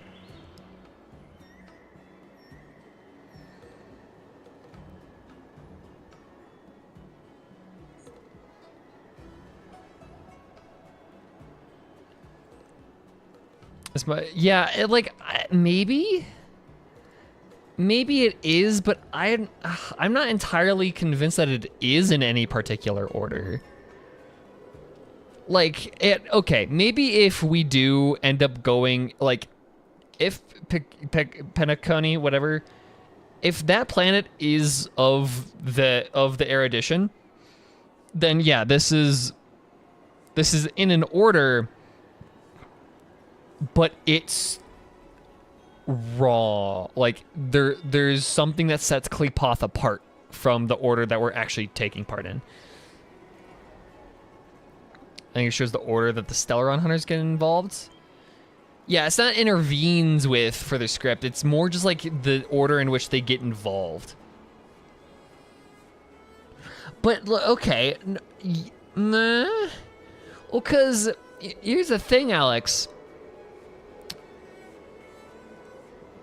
The Stellaron Hunters didn't intervene with the hunt. They were just here.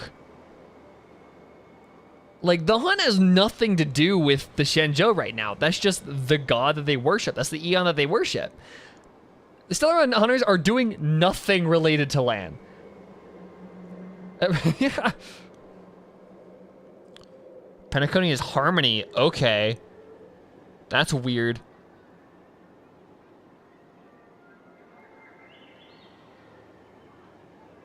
Because we've got the Stellaron connected to Nanook. Yes. Yeah. Fair enough. But I feel like this one is a stretch. I feel like Lan is just straight up a stretch. If anything, we're still interacting with Nanook. This entire time we're still interacting with Nanook. And granted, we do still have the rest of the Luofu to do. But it just feels like we're still intervening with Nanook, if anything.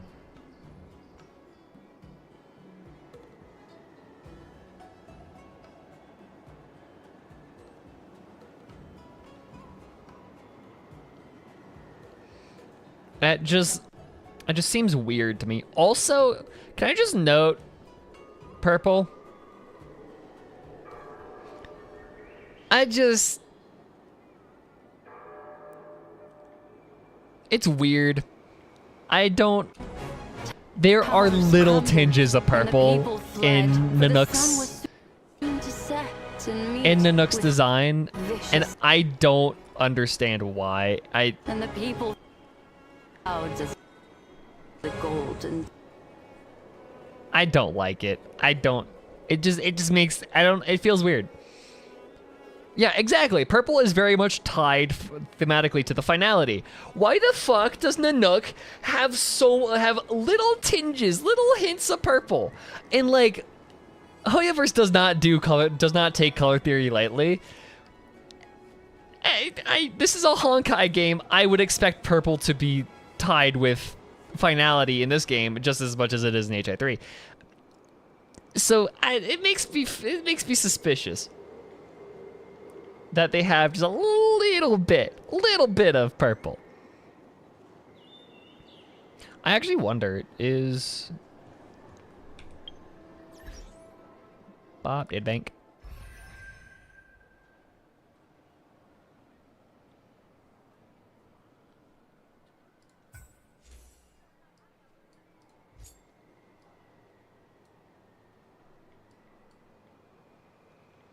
Sam? No.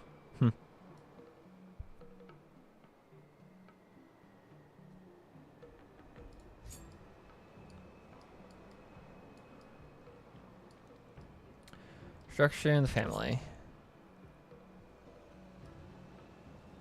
Sam. The world is in harmony, the stars shine bright. Praise the Lord's boundless virtue. All humans are brethren and all things are connected. The winds of blessings sweep across the lands.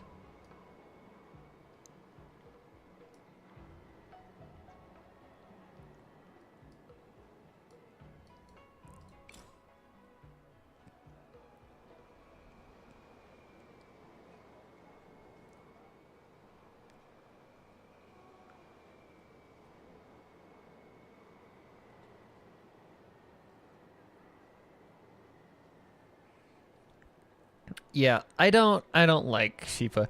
Cause you know what Sheepa reminds me of? Sheepa's entire idea of intelligent life forms must discard their cowardly selfishness and the differences between individuals, fusing into one singular melody. It's just the Human Instrumentality Project. That's what this is. This is just the whole evil thing that happens at the end of Evangelion. It's just the Human Instrumentality Project. That's all it is.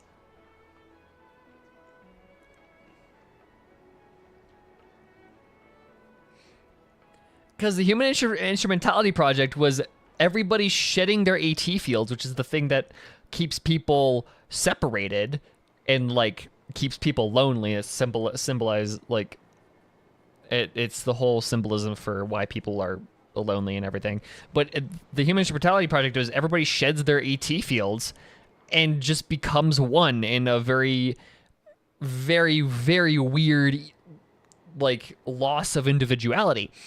That's what this is. This is just you shed your individuality to become a part of this homogenous thing that sings the same melody.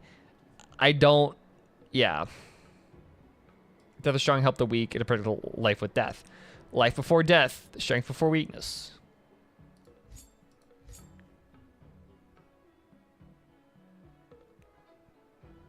Actually. Are Anna and Long in the day bank? No, they are not. Wait. New? What? Hello? I haven't checked this in a while. Tazeronth, also known as Imperior Insectorum, the Sand King and the creator of the Storm Disaster. As the last member of the Calyptera that rules the land, their path was ignited out of the desire born from loneliness. Taseronth metamorphosized into a self-duplicating horror, a torrent of infinite propagation. Taseronths, rather, flitted across the worlds until their advances were halted by fate in some way. Long is not in here. Idrilla, Mythis, and Who are.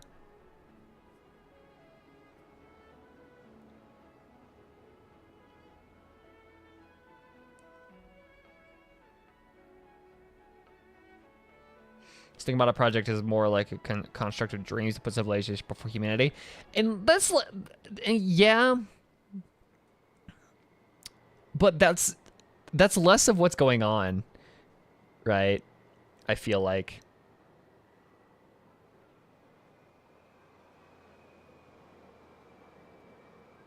the corruption. Who? What? No, the equilibrium. Who? I stole away the golden weights and felt proud of the ripples stirred up. The Eon always seems right through my tricks, but the stars resent the balance to 0. Who is so weird? Like, they're kind of my favorite one to like think about, because like here, look at what happens, right? So the chain of karma that mortals obsess over is nothing but a rough approximation of the complicated topology behind all things. Topology is an entire mathematics study of, who would have thought? Exactly. Topology is a mathematics study of how things shift in form without, like, yeah, it's an actual field of math, which is cool. But who dissolved their will into a web of logic behind the universe's movement, maintaining the balance and stability in all things in perpetuity. This is interesting, because to me this says that who just became like the foundational web of logic behind the universe. Like, who kind of no longer is an eon, they are just a foundational law of the universe. Which to me is weird. Adventurous mortals tirelessly seek out flaws in the system, believing their intellect to be superior to that of the Eon. However, little could they imagine that they have already been reduced to strings inside a surveillance system, unable to escape the meticulous network woven by who. But also what's weird is reduced to strings inside a surveillance system. So, like, it's just so weird that we ourselves are servicing who already. We talked to who when we first were introduced to the equilibrium system, right? The equilibrium level system, right? Because that's what this is. That's what this is, equilibrium level. That's just who. Like, we serve who already. But, like, what the fuck do they do?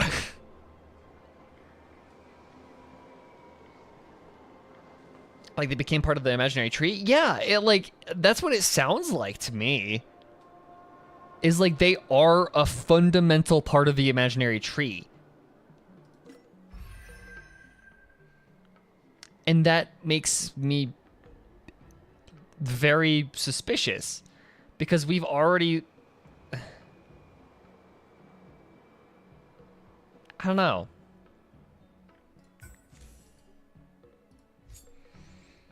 Wait, who wove them? Yeah, who wove themselves into the fabric of reality? I'm so interested in the play between finality, who, and new. Yeah, news. Yeah, it's strange. I don't know.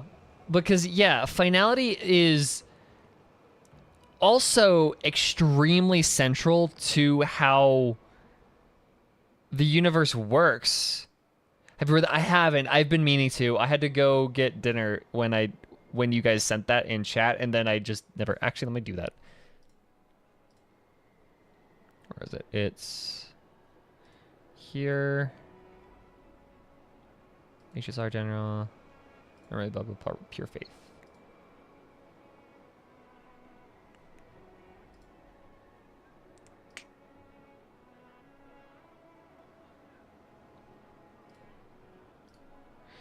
Okay. Time to read.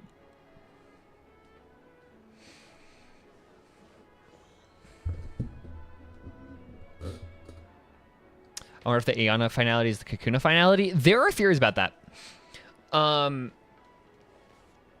Like I still don't fully understand like the reasoning behind this theory, but the theory I've heard is that the Kakuna finality is an emanator of Terminus. So, that's something I've heard before. Okay. So this is a memory bubble on the ship. On her to space station. Important to remember the will of Honkai is on the imaginary tree, so I don't know, maybe there are two forces that are central to the I don't know. Okay. You sit upright in the center of a splendid altar. You see many people wearing white robes embroidered with gold threads, while others are standing solemnly around the altar in armor and helmets. Their monotonous murmurs fill up the empty rocky cavern. It is apparent to you what they are doing. They are summoning them, the noble being who travel against time, Terminus. They intend to treat a mysterious communication channel with steganography and craft it into ritual paper. Steganography. I know what that is. Why do I know what that is? Concealing. Oh, okay. Yeah, it's just okay. It's cryptography. Through a spiritual ritual, they weave the threads of time in an attempt to trace backwards from the last withered leaf on the world tree. On the world tree. Okay.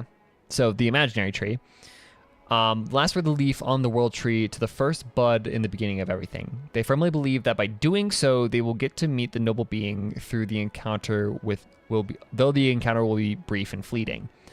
You wonder whether some of them have achieved the goal. Without the intention of disrespecting their faith, you strongly opine that time is undirectional, that it is impossible to go back in it. When you take that into account, their creed sounds ridiculous. At that moment, the one in the white robe closest to you suddenly looks up. Can they sense your thoughts? Anxiety seizes you as you wonder what they will do to you. But then again, it was them who invited you to the altar in the first place.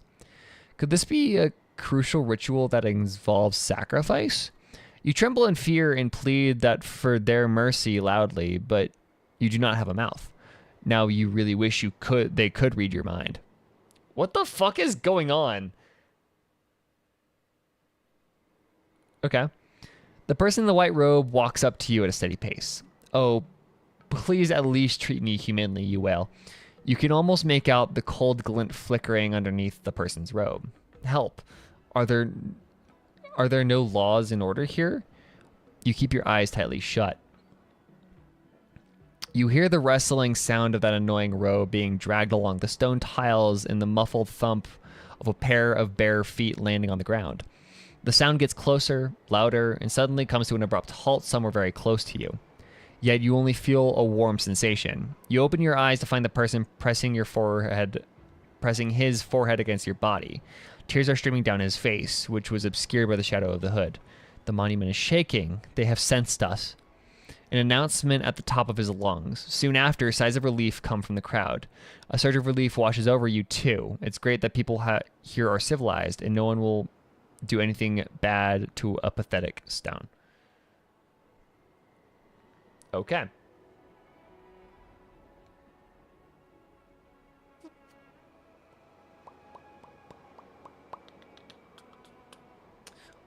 Unidirectional flowing in one. Unidirectional, okay.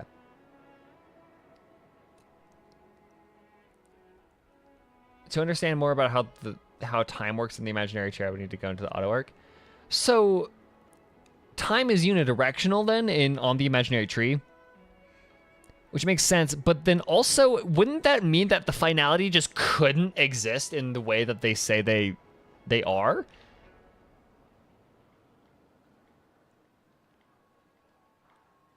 So this is very clearly a ritual regarding the summoning of of Terminus.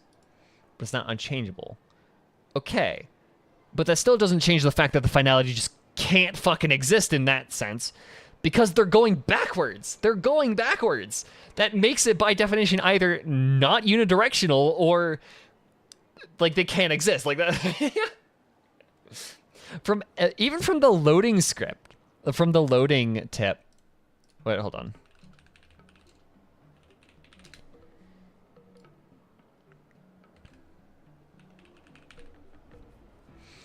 Right? The aeon that moves backwards in time. It's the belief of the narrator. But here's the thing.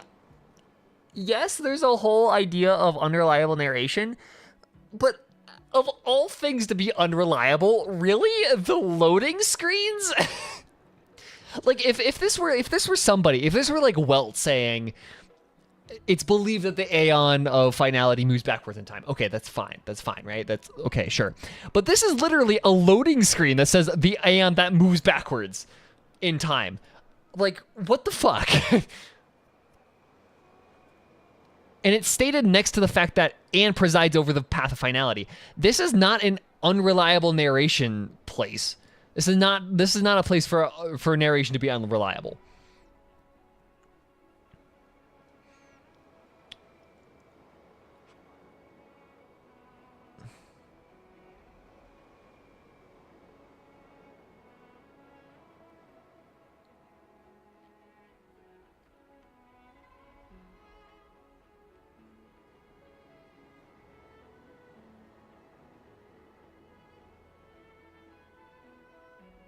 Oh, it's believed. Okay, got it.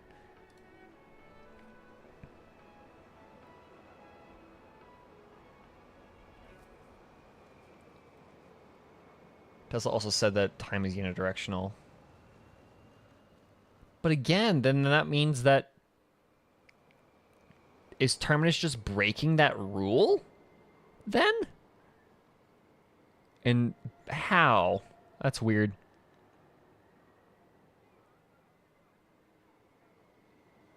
But then again, like, this isn't unreliable narration. Like, yes, it's... I don't know. I mean, they're an eon, but, like, still, even eons have to preside by the rules of the universe. Right? There are still rules that they have to abide by. You know, like, they have to stick to their path, right? Like, if they break the ideals of their path, then they are no longer that eon. That's just...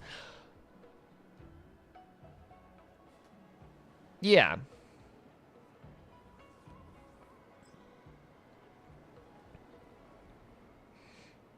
I feel like time is unidirectional is something that... I don't know.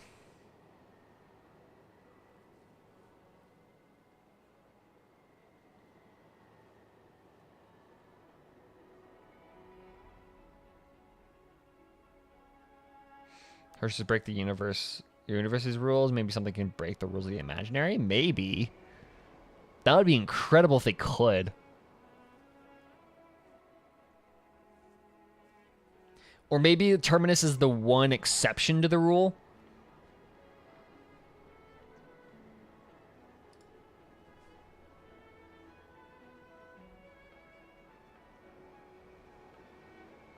Yeah, so, yeah, maybe...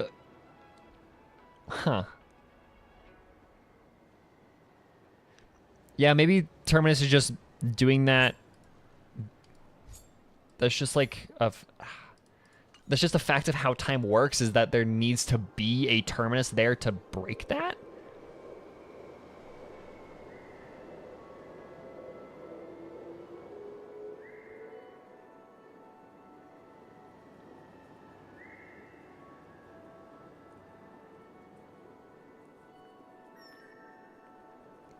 Our concept of time only works on the imaginary tree. Terminus may have a different connection to it.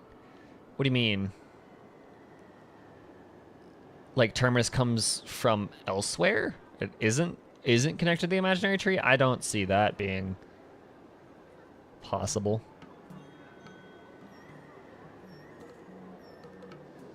Huh. My brain. We had this discussion earlier. I'm planning on quitting my job at the Skyfaring Commission. We had this discussion yesterday in the Discord, and yeah, my brain aches at the Terminus and Nistaroth have a lot to answer. They really do. They really do. Did you hear? No, I see why I said Age 3 complicated. Yeah. Yeah. Anyways.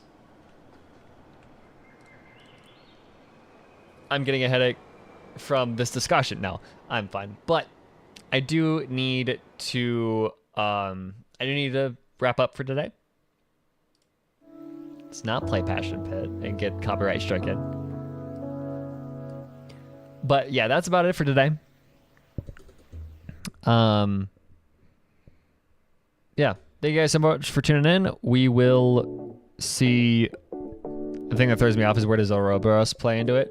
Ouroboros is an entirely different thing. But yeah, tomorrow Genshin events and shit. I don't know what we're doing, to be honest. But yeah, I will see you guys tomorrow. Thank you guys so much for tuning in. And yeah, later.